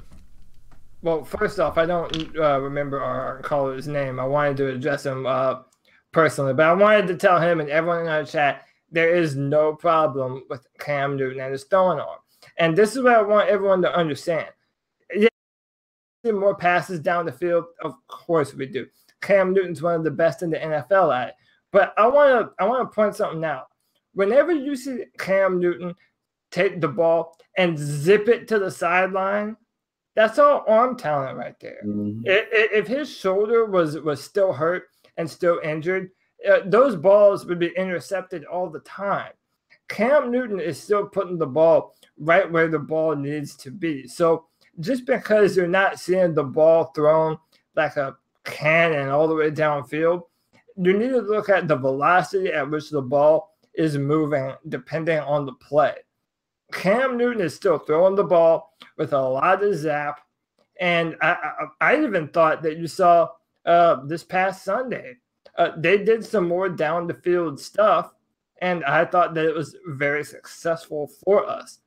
So it all just depends on the play and who's open and what Cam Newton sees in front of him that he believes is a favorable matchup. You know, the deep ball has to be available to him in order for him to even want to throw the pass in the first place.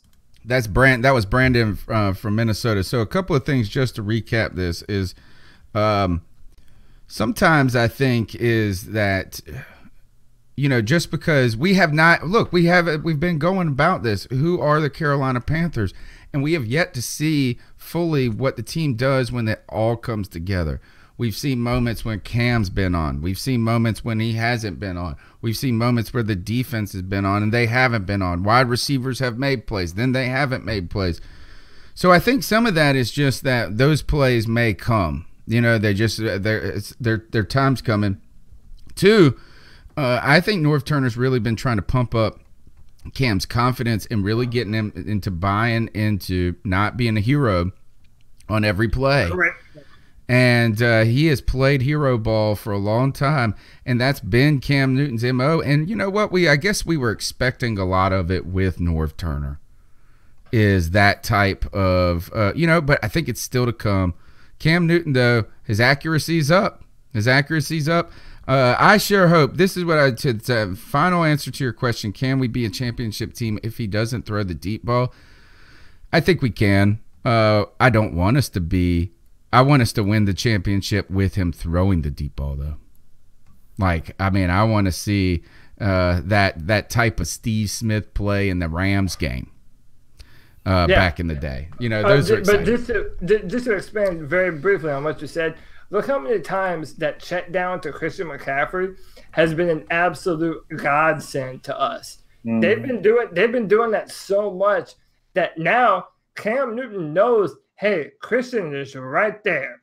If I don't have anything open, boom, boom, boom. And you've been seeing that over and over and over. So even though it's been at the expense of the deep ball so far, it doesn't mean that it's gone away forever. And it does mean that it has opened up more facets to our offense. Lynn's in the chat room. She says this, just spitting fire right here. Who are the Carolina Panthers? Ultimately, it will be what Tepper wants them to be, and I think analytics will play a big factor. Is that, we're wondering too, again, where I work at, we got a new president at our college, and people are like, hey, if things change, it's like, it's too early to know. Is that we're kind of still waiting to feel what that is. You're going to turn the ship. Tepper might turn the ship a little faster than other people were accustomed to, but we'll see. We don't know what a billionaire owner could do to the team and what he wants to do and what he sees in the future. But I tell you this, is he's an optimistic guy. I don't think he's seeing this. I don't think he's seeing 9-7 in our future. Let me say this about Cam Newton's arm and if his shoulder is not recovered or whatnot. Watch him throw a 15-yard out route. Yes. And that'll give you all the answer you need to know. That's it. YouTube chatter says, Colton Phillips says, he threw a 50-yard bomb to Antonio Brown when they were working out. But all of that here's the thing. In a vacuum, any guy, not anybody, but here's the thing. There's got to be some other things that are going right for this team for it actually to be in the works. Thanks for the call. Fantastic question. We're going to keep monitoring that because I tell you one person who is stoking that narrative, surprisingly, it's Bill Voth from the Panthers. He loves to put those stats out there about haven't gotten a deep ball yet, right? C3, Panther Nation. What's up, y'all? It's your boy Swish calling in from Virginia. And I know the cat calls helps to the conversation, and I was gonna call in last week to defend DJ Moore, but I didn't get around to it. So this week I just wanted to call and talk about Funch for a little bit, man. All right. I know it's been popular talk. Is Funch really a number one wide receiver? How does everyone really feel? It's weird because I guess I gotta be in the same boat too. I wanted to lean on the young guys and see what they could do. I really do have a lot of hope in DJ Moore, a lot of faith in him. Curtis Samuel as well. I really don't know who the number one guy is, but If you pay attention to this year, man, I don't see how it couldn't be Funch. I mean, if you look at his game, man, like, he's such an improved route runner. Like, he looks smooth in and out of his breaks. He's really fighting hard off the line of scrimmage. He's creating separation. His football IQ is there. Like, if you look at him, you can see him. Like, when Cam throws the ball and Funch is wide open, you can just see, like, Funch knows what's going on. Like, he's really, you know what I'm saying, sitting in the zone.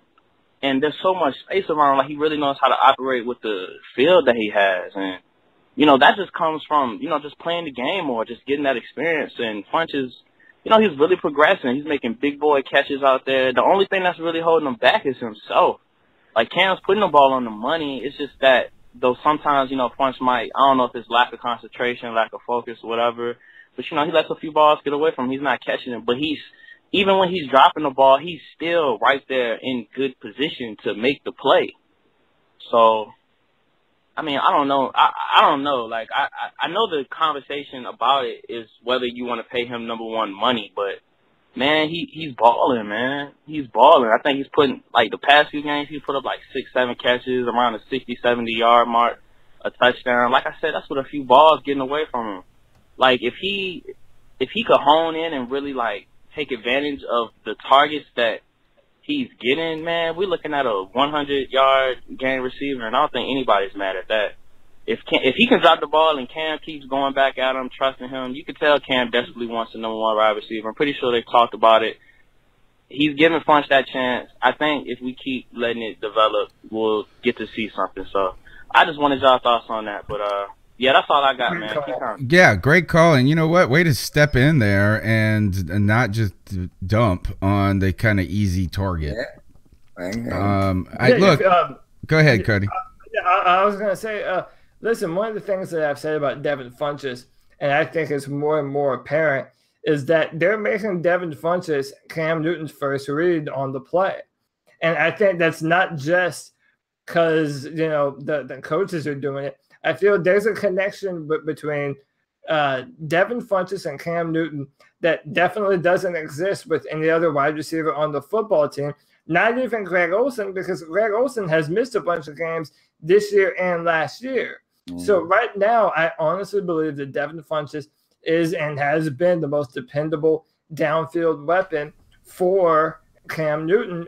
But the problem is with that, and the reason why he's not a number one, is, I mean, you can look on tape, the amount of separation that you want to see from a number one wide receiver, it just isn't there. And even if you look at another larger frame dude like Michael Thomas with the Saints, he's not a burner, but even he's able to move in such a way in his routes that he's able to make separation. And that's something that Devin Funchess doesn't do all the time. So for that reason, even though he's dependable, he's still not the number one wide receiver that we all want. Well, to have on he's the team. our number one wide receiver. He's not an elite number one wide receiver. He's kind of like a 1B. He's an interim number one wide receiver. Yeah, he's inconsistent. It's a consistent man. If that's what we've actually been saying, is I think I've been pretty pleased overall with Devin Funchess. I think he's given us a lot. I think, I mean, is that and he improved. He has improved. He has. The question is, can he get over the hump? And that makes him an elite level number 2 if he can be consistent. I think the one thing that's always can prevent him from being that quote unquote number 1 is that, like, he's really not just dangerous with the ball at all. Right. You know, is that and I feel like even some of the big guys who are great, the Mike Evans, these guys, it's not, I mean, they do a lot of things well, and one of those is getting in space and doing, but he's not awful either. So no. I think he could be a great compliment to some of the guys potentially like a DJ Moore, where you don't, you know, I mean, the DJ Moore and Devin Funchess combo could be in many ways a kind of a new version of Steve Smith and Muhsin Muhammad. But Muhsin Muhammad was consistent. That's the difference. You know? All right. Thanks for that call. Great call. Way to keep it, fair and balanced right there. What's happening, everybody? Go ahead. I said one more thing real fast. once either Curtis Samuel or DJ Moore does turn it on and fulfill their potential and become the number one wide receiver, that also helps out Devin Funchess. Because, defenses, when they watch us, if it's apparent to us, it's apparent to defensive coordinators that Devin Funchess is our most reliable option. So you do see 1 and 2, a corner and a safety on Devin sometimes. So once you have another standout on the team, you'll see an even better version of Devin Funchess than you've ever seen before. All right, let's keep pounding. This is G. Cavassier. What's up, G? How y'all doing? The man. Hey, I'm still getting over that win on Sunday. That was a beautiful comeback. Hey, let me pop something in you guys' head, something that I saw on Twitter. Now, you can agree or disagree with me on this, but I think it would make a lot of sense if we trade to try to get Calais Campbell out of the Jacksonville Jaguars. Yes, this dude can play defensive end, and he can play defensive tackle.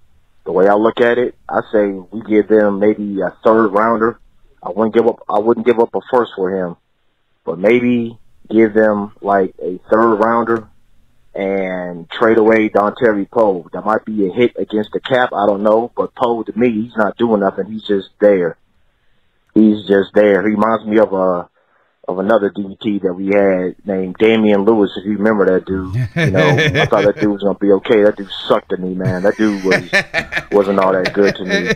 And now he's all the sorry asses are on WFNZ now. Really improve our pass rush. Because in my opinion, you would have to double him. And if you double him, you got KK, then you got Peppers, and then you got Mario coming off the edge. Or vice versa. He could play the edge, and we could put, I don't care if we had to put Julius playing DT in a couple of defensive plays. I really think that the pass rush would improve so much if we would do that. In a perfect world, I would love to get Patrick Peterson. I really would, but I know that he is too much money. I know he is. I mean, if it's possible, we could have got if we could get Patrick Peterson, play him at corner and switch Jackson to nickel. That would be awesome, in my opinion. But I don't know. It's just a thought. But I see us beating the Ravens by a touchdown. That's my opinion. So let me get you guys' thoughts, and always remember, y'all, keep pounding. Joe, we'll open that call to you. So many times we see guys that we think would be great on our team, and we'd love to bring them in. Well, until they get in our scheme and they, we don't know if they'll fit. I like Calais Campbell. I think he's always been a pretty good player.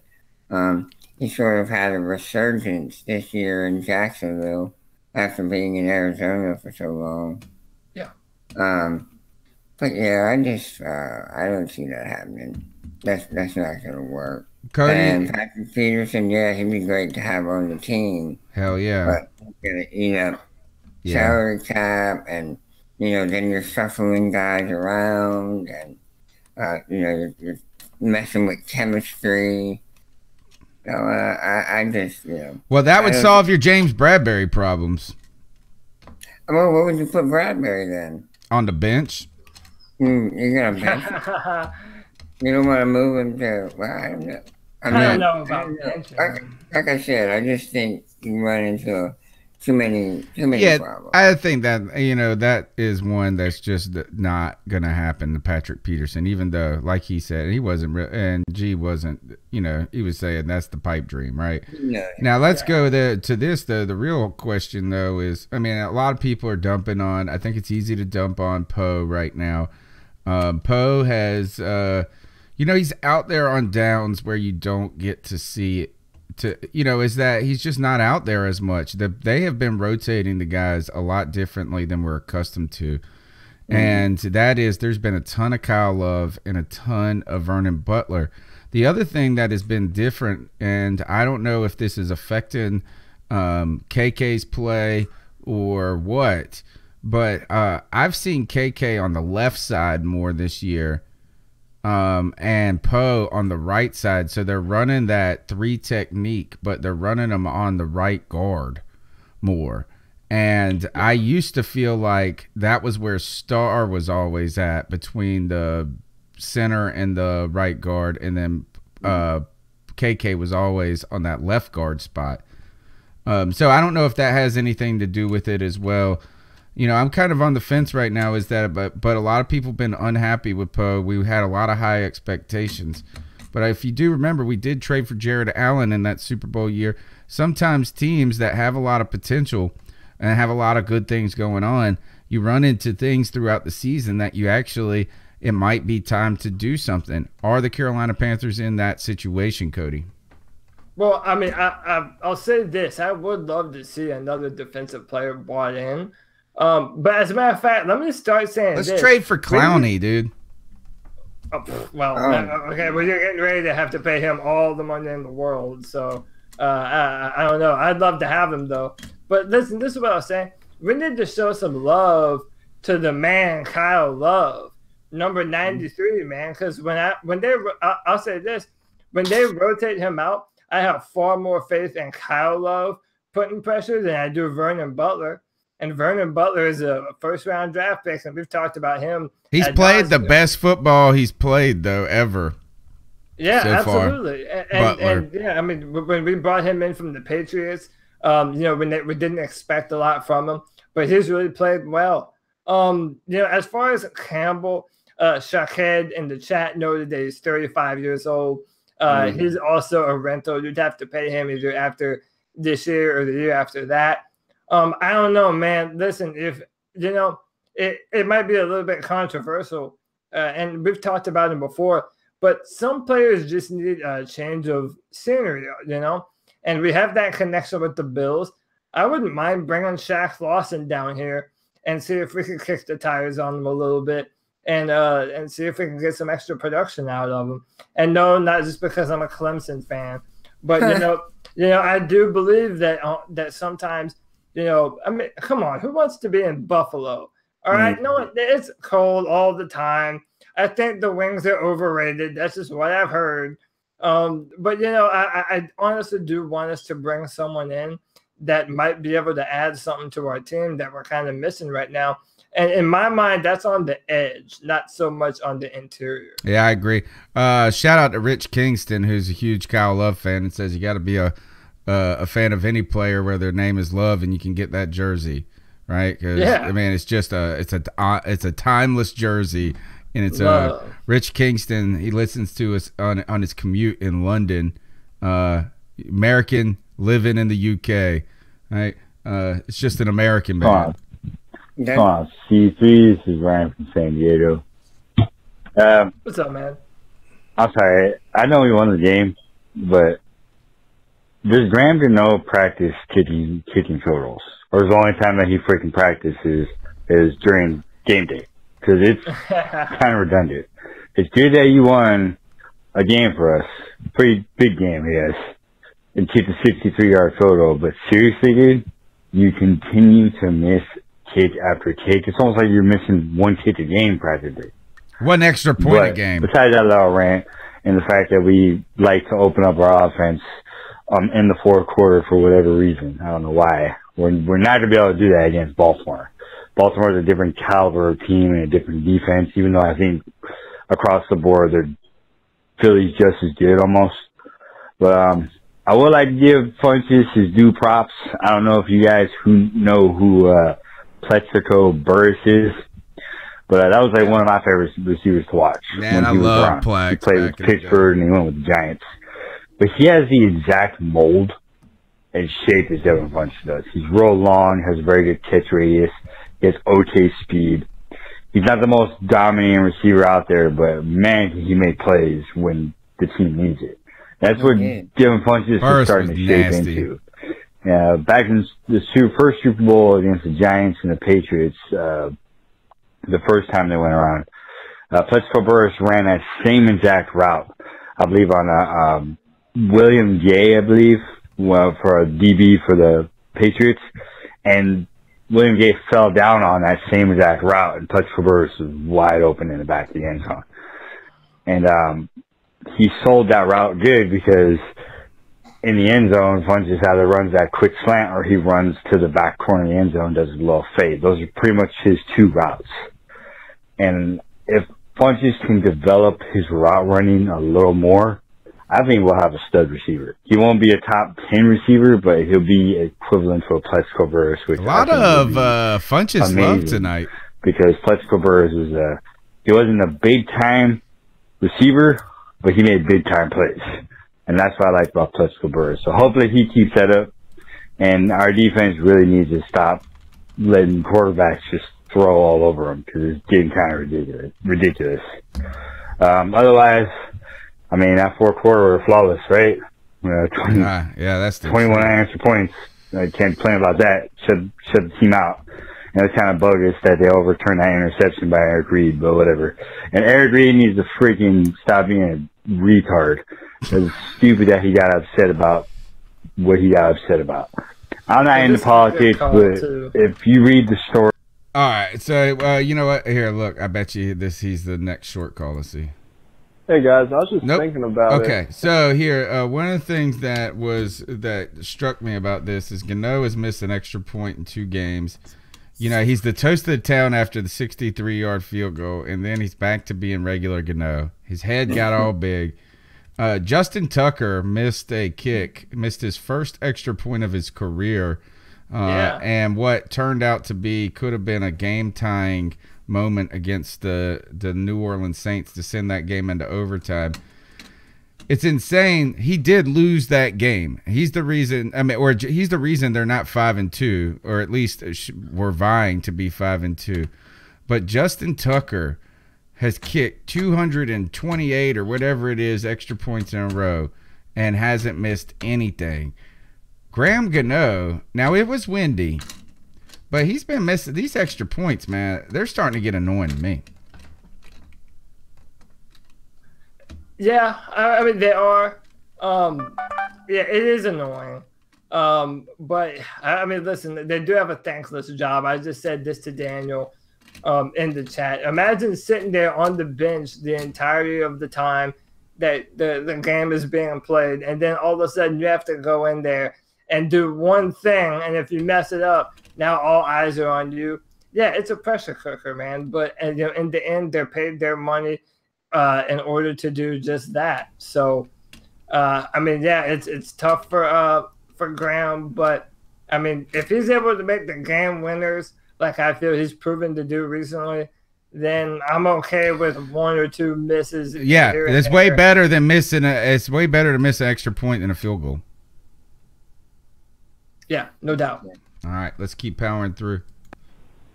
Hey guys, I was just thinking about it, and I remember when you guys first started doing the cat calls, we'd always have that Falcons hater come on. And then one day someone called him out, and he said that he thinks it was Mel doing it.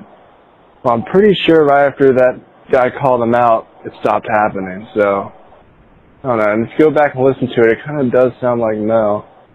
Just a thought. All right, keep pounding. Boy, this is on their minds, Joe. On the hearts of the minds of the people. Joe had to dip out. Oh, he did? Okay. So this is on the hearts and the minds of the people. It's been around for a long time. That's going back like 2 years or last year. Mel Mayock under suspicion. Yeah. I was just a lonely boy in the YouTube chat at that time. I remember that. Yeah. All right. Here we go. Hey, guys. Cody up here in Roanoke, Virginia. Wanted to throw some thoughts out about this win against Philly. First, man, yeah, that fourth quarter comeback is awesome, but I want to challenge the way we think about this, because a lot of people are saying if we had played all 4 quarters, we would have dominated that game. And truth be told, I'm not entirely sure that's the truth. Reason I say that is because if we had kept up with them, they would have continued to just destroy our defense by airing it out. I know that they still tried to air it out, but they were doing it a lot more conservatively until they were down there at the end. And so to think about it from, I'm not saying we logically wanted to go behind by 17 points, but I truthfully believe had we not won the way that we did, I feel like this is still a loss had we not done the comeback like we did. Just because Philly's game plan would have been so much more aggressive than it was. They would have gone for a lot of those fourth downs. They would have gone for bigger, deep threat plays that they were winning on before. Our defense was efficient in adjusting, but at the end of the day, man, I think that I think this was the only way we would pull away with the win with the way that we play the game. Meaning, we like to bleed the clock. We like to, play steady and try to make as much, win the time of possession, which we obviously didn't do. I just, from my perspective, man, I just started thinking about it. I mean, I don't know if we would have won this game any other way. But, all right, man, tell me what your thoughts are. I'm going to be listening tomorrow. Appreciate what you guys do. Keep pounding. Cody, you take that first. Yeah, I mean, it's hard to say, if this would have happened, then they would have reacted this way. And, if only we would have played 4 quarters of football. There are a lot of ifs. I do understand what Cody is saying, that, they had a more conservative offensive attack at a certain point because they didn't have to be very aggressive. They were able to move the ball down the field, and they were able to win the time of possession. They ate up the clock. And that's something that Ron Rivera talks about a lot. He also wants to eat up the clock so that way there's just less time for the opposing offense to be able to do anything. So I do understand, what Cody is saying right there. But on the other side of that coin, though, is, and I think this is apparent to everyone, there are plays, specifically in our secondary still, that I just feel it's too easy to dice up our zone coverage. That's the truth, man. They just moved. It just was too easy. And, when you're facing a Carson Wentz, or how about even our division, Drew Brees and Matt Ryan, even Jameis Winston is throwing 400 yards now. I mean, we're in a division that is built to dice up that zone coverage. That's why I've been saying for a while now, I do want to see us man them up more. I want us to stop playing off the ball so much and start to man these guys up and make them play honest and let our defense rush the passer. That's what I want to see more of. I don't know about you, Tony, but I think that would help us a lot. I think you're right. I think it's hard to say. All right, one is that it's hard to say if we would have played 4 quarters, and the reason being is that we didn't, and we just got owned for 3 quarters. So, it's hard to even say that we could have played. They were just straight better. Now, the other thing, though, that I thought BenjaminSolak said earlier is that we were kind of down there and we shot ourselves in the foot a couple of times. This game looks a little bit different. The Panthers, 3 possessions, they're within the 40, and they go no points, right? And they're punting. Right. So I think that that's a factor, too, is that, again, what we saw in the fourth quarter is this really took off where we scored – then we got a defensive stop. Then we scored. It was complementary football. Yeah. It was a play by the offense, then supported by a play by the defense, then supported by the play by – right? And we just had defense make a play, then the offense wouldn't. But, again, the real reason that we are all feeling the way it was Cody said. Yep. Is that, look, this is all lingering there. All the same kind of hesitancy is lingering with the Carolina Panthers because we are seeing the one thing that we're just not used to seeing, and that's the defense looking suspect. Yeah, and I think you hit the nail on the head, too. It's that, we were able to bring it up when it was within that 40 yards of the goal line. And even if teams have been able to move the ball on us, our red zone defense has always been and it hasn't been this year. It has not been this year. It has been noticeably one of the worst parts of our defense. When they're in the red zone, they're able to pick us apart fairly easy, even run the football, which is unacceptable. They want to run the football. Every team in the NFL, it doesn't matter who they are, they want to be able to run the football in the red zone. That's just good offensive line play. and a running back that knows how to attack his assignments. And if your defense cannot counter that right by the end zone where it matters the most, you have a lot of problems on your hand. And that's been a problem with us. And we still have to be better on that.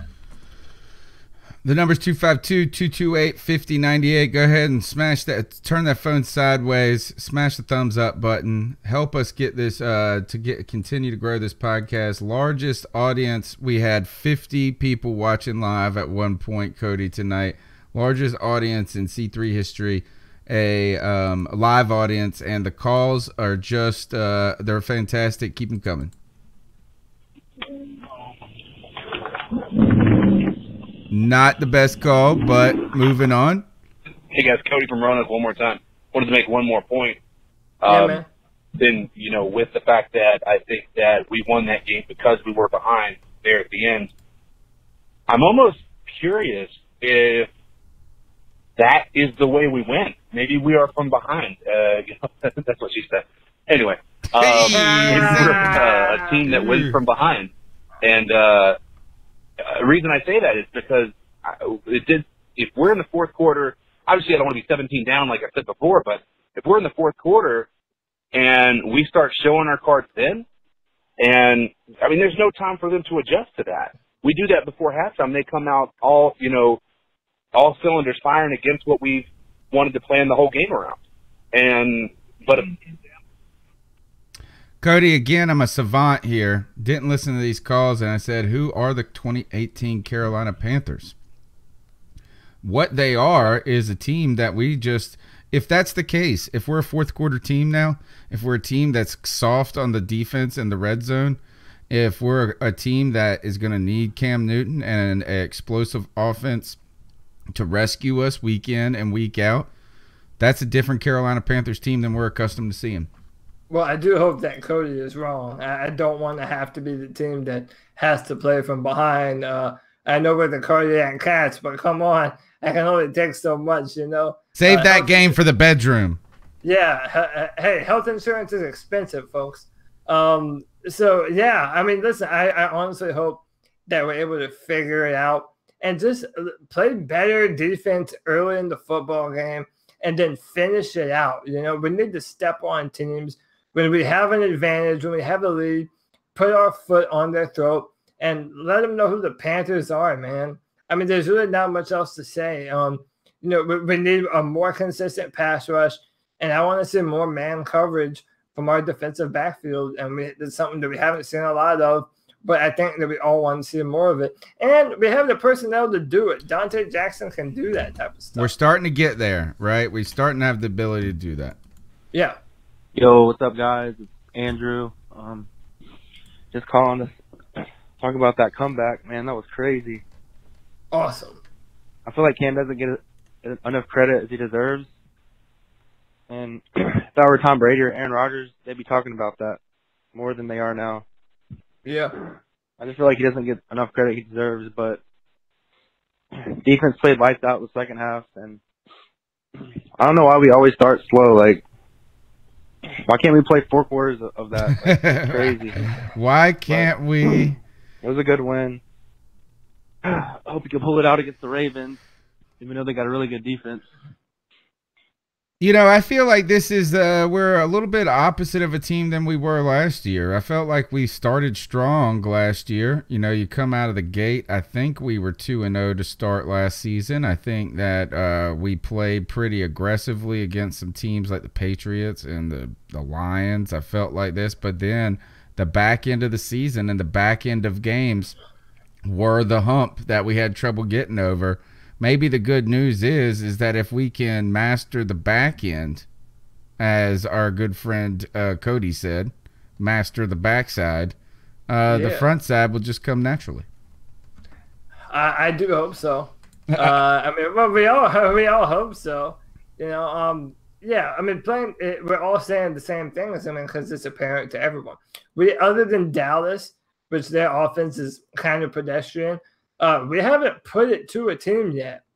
I mean, I remember last year and the year before, well, maybe not 2016, but definitely 2015, we put it to some teams and we let them have it.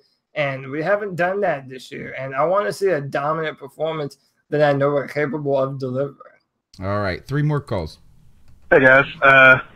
These just are wanted to all call from in. tonight during the show, by the way, last 3. All right. Game on Sunday was absolutely insane. I was in a bar by myself, the only Panthers fan, and I was acting like an insane person, throwing my hat and jumping up and down that whole last drive and the last drive of the Eagles as well.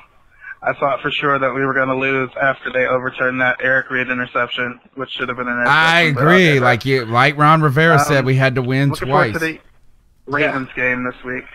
It seems like the scheduling guides hate us because they always schedule a team after the Saints beat them in some kind of horrible fashion. So let's hope that the Ravens aren't pissed off at the NFC South and want to take it out on us. Excellent point. But yeah, and a overall, terrible good week. point, too.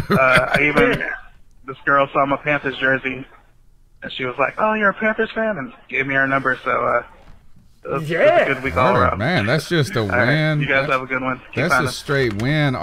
Master in the backside. Hey, man, That's what I hope that he is. was able to keep pounding. Hey, zing, zing. All right, listen to this. Speaking of Baltimore, they're on the verge of being 5-2. They're 4-3. They have their defense, though, is what this team is about. Their offense has been pedestrian. Now, I know, look, they're 24th in rushing. They're 9th in passing. John Brown is the containment. That's the guy you got to contain. The big plays. Look, their biggest win of the season came against Pittsburgh, and it was all field goals, man. It was like 5 field goals in that game. So, now, what has been the reason that these guys are 4-3 is their defense, 14.4 points allowed on the season. And that's going against the Saints. That's going against the Steelers. Now they have been able to their defense is not as dominant as that statistic implies because they had like a shutout. They also had they played the Browns and held them to like 9 or something like that. But their defense is not giving up a lot of points. This is the Panthers defense we are used to seeing, to be honest. 27 sacks on the season. 10 or 11 came in one game, but that still doesn't matter. They're getting after you. They're 2nd in the league against the pass, 7th in the league against the rush on defense. Suggs, guys, who's 1 year younger than, or he's played 1 year less than Julius Peppers, 5.5 sacks. He's having a year like Peppers did last year. Baltimore is not going to be easy, and, man, like the caller said, Cody, motivated after a tough loss at home to an NFC South team. Yeah, it does seem unfortunate that whenever we play the team that the Saints give us the leftovers of. So they're going to compare us against what New Orleans did, which is 2 different kinds of teams, so it's unfair to do that. But one of the things that we were able to do, Tony Dunn, is we were one of the few people that were able to interview Brett Coleman. And he just did a video recently about how if you look at one of the consistent themes with the Baltimore defense is that the prey they have been feasting on have all been the young quarterbacks, the Josh Allens, the Baker Mayfields. There was another Mariota who hasn't really turned it on yet.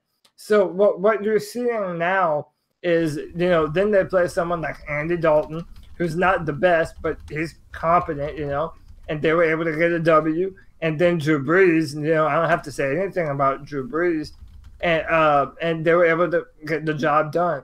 So, I don't know if we're at that point yet, but I will say this. I think our offense with Cam Newton has the potential to do some real nice things if Cam Newton minds his P's and Q's, goes to his reads, and puts the ball where it needs to be. I like our chances to be able to move the ball on this defense at home.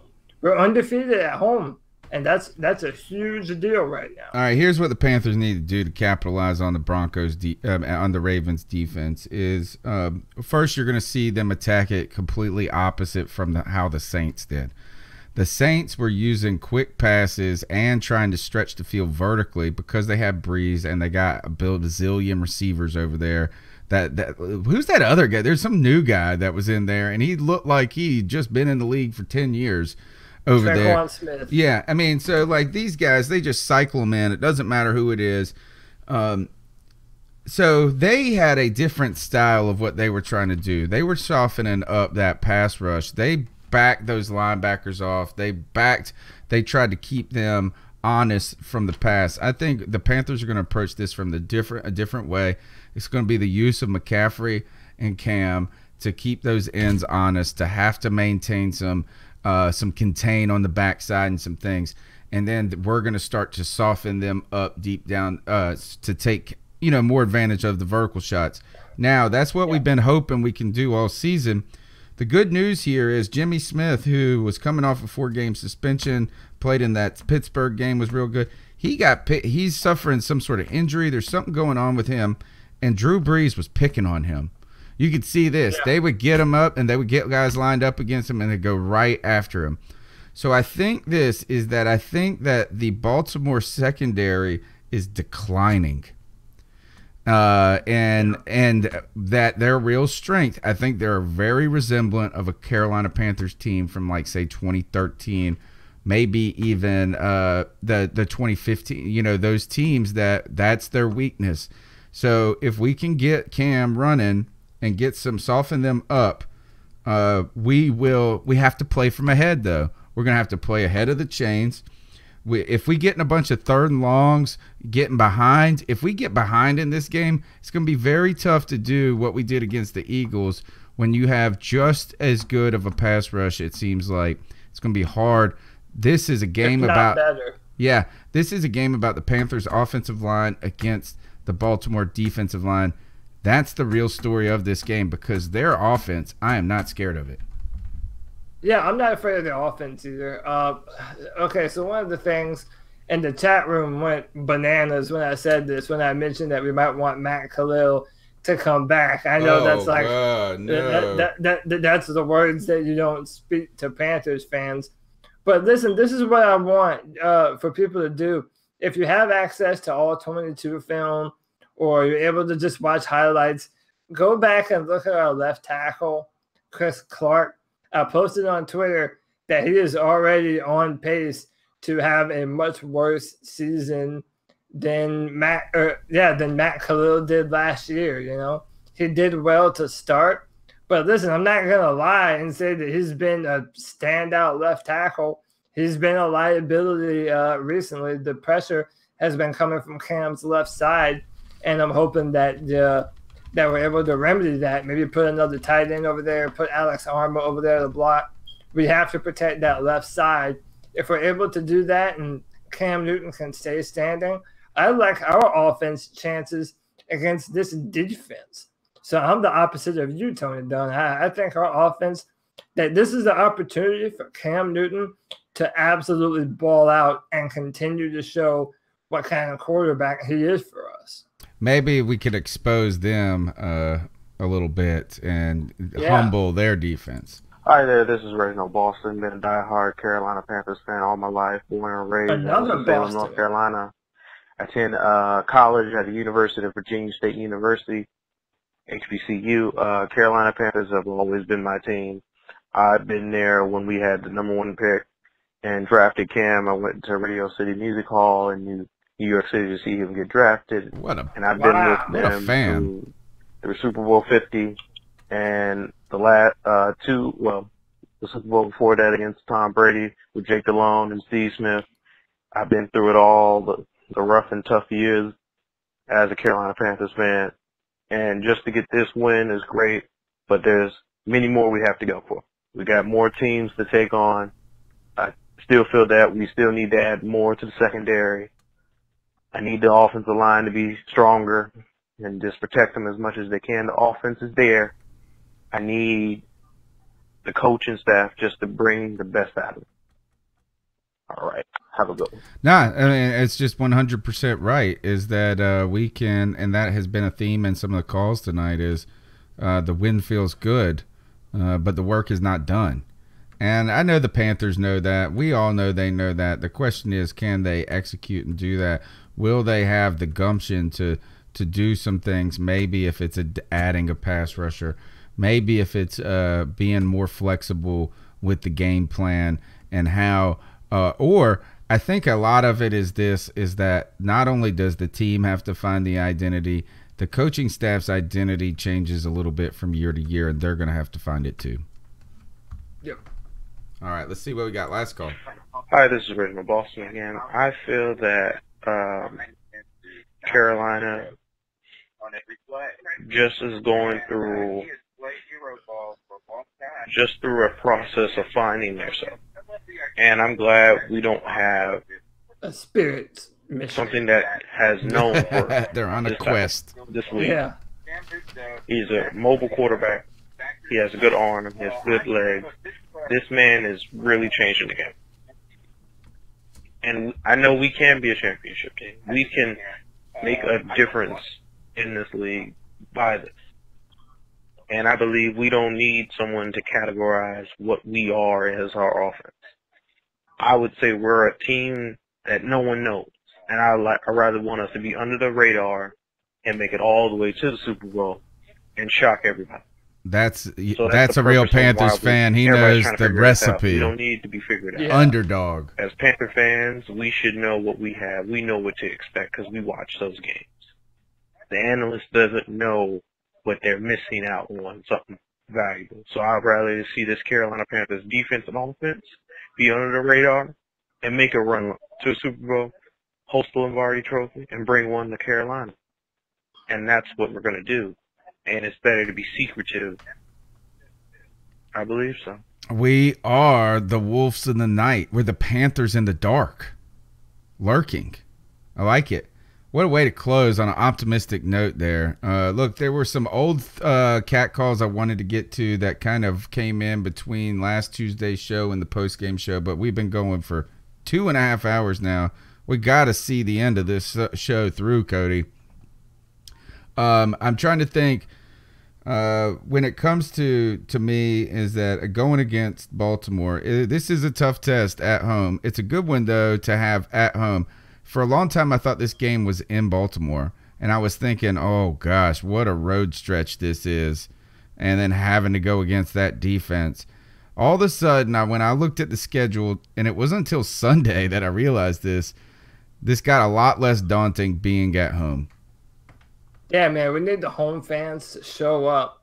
And this is something that we don't say enough. If you have tickets and you're not able to go, don't sell them to Ravens fans. You only sell to Panthers fans. We needed that presence. The Roaring Riot has been busting their ass with the change culture. They've been doing a tremendous job. They have a ticket exchange where you can sell them only to Panther fans. We need our stadium to be loud, man. Loud, loud, loud. Our defense fuels off of that. Cam loves that. We need to have that on the field, especially with a team like Baltimore. Listen, Baltimore could easily be deep in the playoffs on the AFC side of things. So, yeah, man, we need that home crowd to stand out. I think this is a big game, too, for us because just to peek at the schedule real quick is that we've got, we've had this kind of weird schedule. Bengals were going to be tough. You pull that win. You should have. The Giants, man, we pulled that one out at the last second, thank God. Redskins, man, you're talking about this is that we've been really in it to – I mean, we got a good record right now. Right, 4-2? Right? We are 4-2. All right, so now we got in the Ravens. Then you got division Bucks, then the Steelers and the Lions. I think the Bucks and the Steelers, this is a tough 3-game stretch. You've got 2 games at home, though, and I think that this is a winnable game. I think it's an important game because if the Panthers, you're going to have to do this. At the very, whatever we've been trying to figure out about this team, I can tell you one thing. Who are the Carolina Panthers? They're a team that needs to stack up some W's to keep up with the damn Saints. Yeah, absolutely. And the Saints ain't slowing down. They are not slowing down. All right, let's hear Cody, who you got in this game? I'm picking the Panthers. I think the Panthers are going to stun some people. I think it could be a lower scoring game. I think this could be a 17-10 win for the Panthers.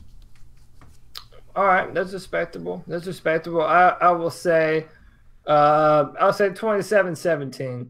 I'll say this is the first, and it's funny because I don't think a lot of people would pick this game to be that for Carolina, but I think this is going to be the game where we put it together, play a little bit more well-rounded football in the first and second quarter, and finish it out. I'm going to be an optimist just like I was last Tuesday and pick the Panthers over Philadelphia.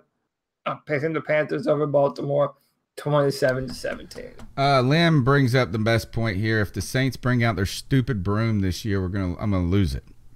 We're gonna shove it up there. You know what?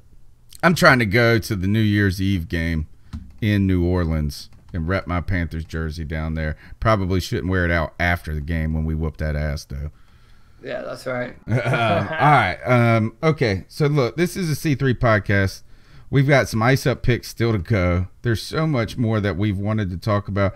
Hey, actually, I do think we have to carve out one last minute for this. What's going on with the Eric Reed stuff? Here, let's go to the clip. What I'm going to do is Cody, you're probably not going to be able to hear it, but I'm going to play the Eric Reed talks Malcolm Jenkins clip right here. Let's see what we got. All right.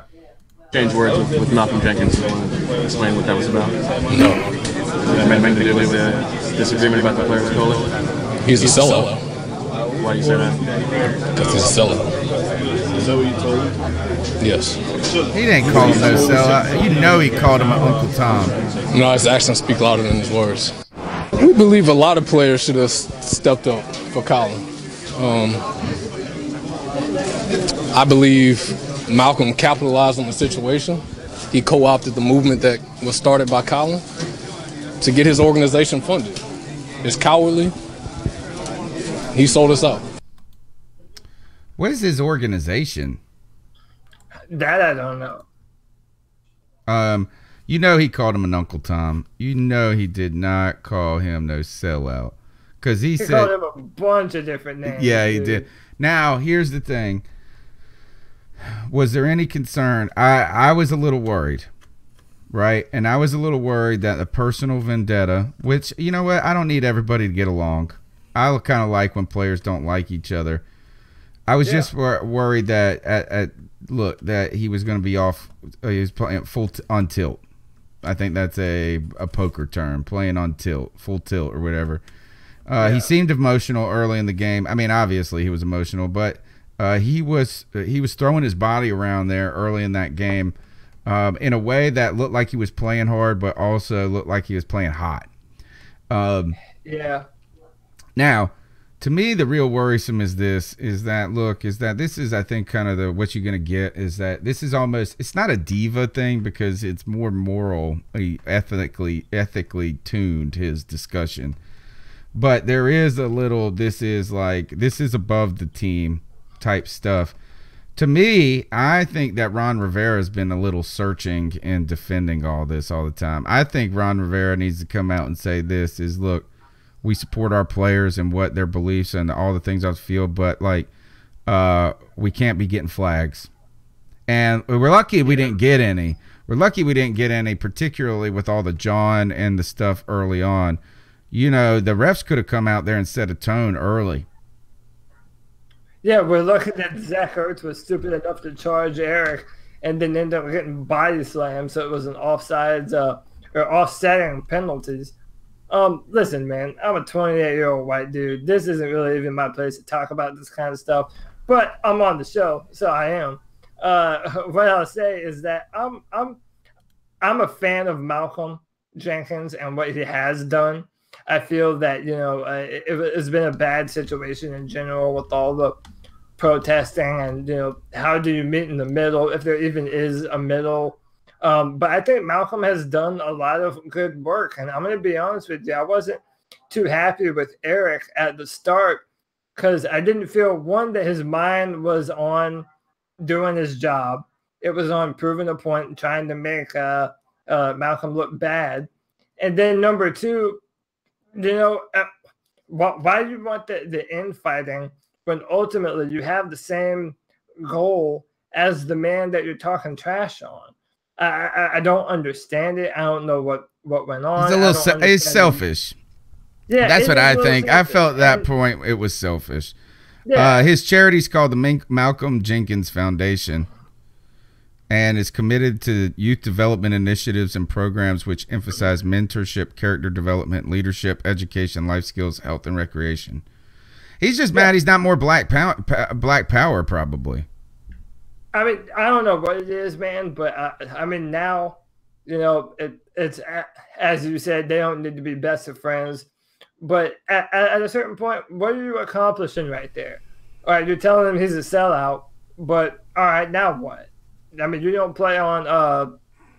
You're both defensive players, so you're not gonna. I guess that's the only time he was gonna have a chance to just say anything. But again, that seemed to the point where, you know, you don't want to lose the high ground. You know, Eric Reid has almost become a sympathetic figure in some ways to some people, and and you don't want to lose that. But I think it shows something. I don't know what it tells us about Ron. I'll tell you this: 2012, Ron Rivera would have benched him straight up.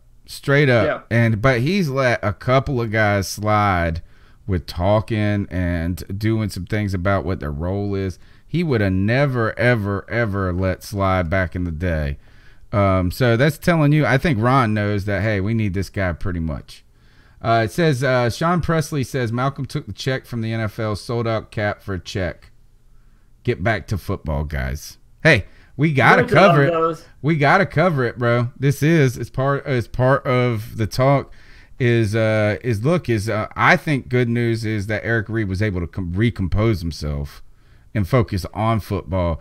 I thought it would have been when he was coming off the sidelines, John, between commercial breaks, it just seemed like it was festering early. Yeah, it was on and on, too. Even after the plays was over, he was standing in the middle of the field staring him down. I mean, it doesn't matter what side you're on. There are better ways to handle it.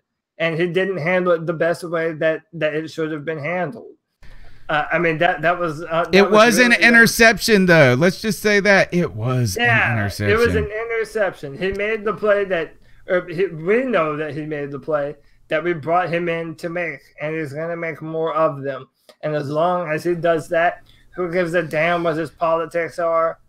You know, it is what it is, man. I saw some people talking about this early in the chat room, and I think this is the good news about this is now we can look at it from that light, is that this was a little selfish, that this probably wasn't handled in the right way. But the other thing is maybe Eric Reid is the dog on this defense that we've kind of needed. He goes out there and hits hard. He's out there trying to hurt people, and not hurt them in an injure way, but like make them pay. So maybe that's that aggressive dog we kind of needed on this defense, especially with an aging Mike Adams there and Bradbury, who is not very doggish. Yeah, him and Dante, I feel, have brought a different feel to the team. That aggressive, in-your-face, defensive-minded football. Yeah, I'm into that. I love it. All right. I'm trying to think. That's got to be it for the show. Let's get these ice up picks on and get on out of here. Cody. I'm gonna change mine up. I'm gonna save the video for a different time. Okay. All right. So I do have another one though. I have one. Do you want to go first, or you want me to hop on this? Do you need a moment? I'm ready if you need a moment. Yeah, go ahead and do okay. this. My ice up pick is going to go to Mick Mixon. Now, Mick Mixon and your lovely, gorgeous descriptions of people's wonderful chests and bodies and how the pigskin moves, that he kicked it so far, the cow that made it mooed, right? These types of things. Like, I understand that you take your job very seriously, and I actually don't hate you. I kind of like the flowery descriptions a lot. I think that's what you got to do, paint the picture. But here, this is Mick Mixon after we take the lead in one of the greatest fourth quarter comeback in Panther history. I'm spreading this team out. Extra O lineman in. Wow. Double tackles to the left. Eye backs. Armand in front of McCaffrey. Third down and goal, the 1 yard line. Manhurst wiggle motion. Newton fakes and throws end zone. Caught Olsen. Touchdown at the top of the Essen Eagles. A good play fake. Everybody thought Cam Newton was going to run, hand the ball. That's the third touchdown after a 2-point conversion in there. All after he said, just to remind you, this is what he said that the odds were of the Panthers coming back. Like lottery, win the lottery type odds. So we just won the lottery. He just won $1.6 billion, and he sounds like he's reading over his tax returns. Here's Luis Moreno, though, in the Spanish call. Same play. Vuelta al partido y le ganó 20 puntos a 17. Señora, ponemos a la furia felina, todo el mundo en sus hogares, póngame palmas arriba, palmas arriba, palmas arriba, palmas arriba, palmas arriba. Ahí está acá, a servirle al sonorense. Aparece Alex Arman del terreno de juego. Señor. Vámonos, Cam, ahí está Cam, le entregas. ¡Touchdown! ¡Touchdown! ¡Touchdown! ¡Touchdown! ¡Touchdown! ¡Touchdown! ¡Touchdown! ¡Confetis! ¡Serpentinas! ¡Para ti, mi querido elegante! ¡Báilale! ¡Báilale! ¡Báilale! Y si vas a bailar, báilame la suavecita. Mírame, sígueme, acósame. Que la cumbia es sabrosita, si la balta sueltecita y abriendo los brazos. Yo sí le voy, los pates, taca, taca, taca, taca, taca. Yo sí le voy a los pates, taca, taca, taca, taca, taca. Ahí está, le van a servir a ganó, y ahí está, ganó. Good, good, good. Very good, very good, very good. Very, very, very good. Las panteras se van. Arriba del marcador. All right. So when it comes to dueling Mick Mixon versus Luis Moreno, that makes me want to learn Spanish just so I don't have to hear Mick Mixon talk about Ron Rivera's chest in the most boring call in the most exciting moment in radio and Panthers fourth quarter history. Now, I'm not saying you got to be a different person, but get excited, bro. The whole crew sounded 100% deflated. Even Eugene was boring in this game. Sometimes I like to go back and listen to the calls, the audio. I watched the game. I did this because I'm trying to find some clips for the intro music, always trying to work on that. And I was just like, God, Mick, God, Eugene, y'all pick it up. Luis Moreno, tell them in Spanish to ice up. Ice up. I love them. I don't understand a word of what they're saying, but I would listen to them over Mick Mixon and Eugene Robinson any day. That's how I'm going to learn Spanish. I am going to learn Spanish by just watching. I'm going to cut off the broadcast in English, and I'm going to listen to Lewis. Very, very good. Very good. I thought he was saying Los Pantera, like Pantera, like he listened to Pantera, the band, the old metal band. All right, man. For my ice up pick, it's going to an elementary school in Nebraska, where a school superintendent is apologizing after a school chef added an exotic meat to the chili he was serving up for lunch. He says the head cook added kangaroo meat. What? Because it was a very lean meat. This is in Texas? No, this is in Nebraska. Oh, in Nebraska, that's even stranger. It's even stranger. Why the hell would you even have kangaroo meat at all, dude? But on top of that, no one knew that they were even eating it. And now I'm wondering, what the hell does it taste like? Are we supposed to be eating lean kangaroo meat? I don't know, but now I'm curious. I want to know what that tastes like, man. But listen, the fact that you're gonna serve food to children and they have no idea what they're ingesting, but let alone kangaroos, dude. Come on, man. Ice up, son. Ice up. Ice up. No marsupials for lunch, please. No marsupials. No marsupial for you. All right. This is and Lynn says it's farm meat and not very good. Oh, she knows. No marsupial for you. All right. This has been a crazy show. Shout out to Rich Kingston in London who said, hey, let's make this thing roll for 3 hours. He said that about 3 weeks ago. We took it to heart. The cat calls were tremendous. The number's 252-228-5098. We've had a blast talking Carolina Panthers football, and we know that you have a blast hanging out with us because you show it. You show it in your support in the chat room. You show it in your support in the calls. And we know that this is all derived, not because you're just a fan of the show, even though Underground West said, love this podcast. We appreciate it. We love you. This is love for a team.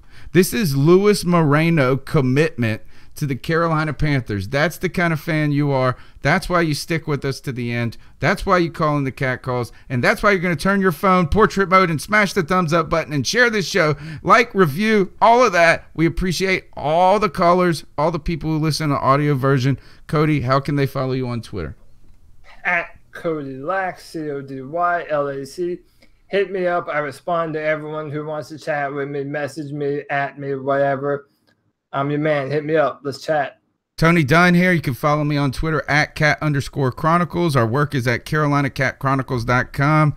And this is the podcast by you, the fan. Let's keep it rolling. Let's get a W. Time to eat. Time to taste some Raven. That's what we want to taste. We had the Falcon. We had the Eagle. Now it's time to hunt our prey, the Raven. We'll see you guys on Sunday after the game. And keep pounding. Keep pounding.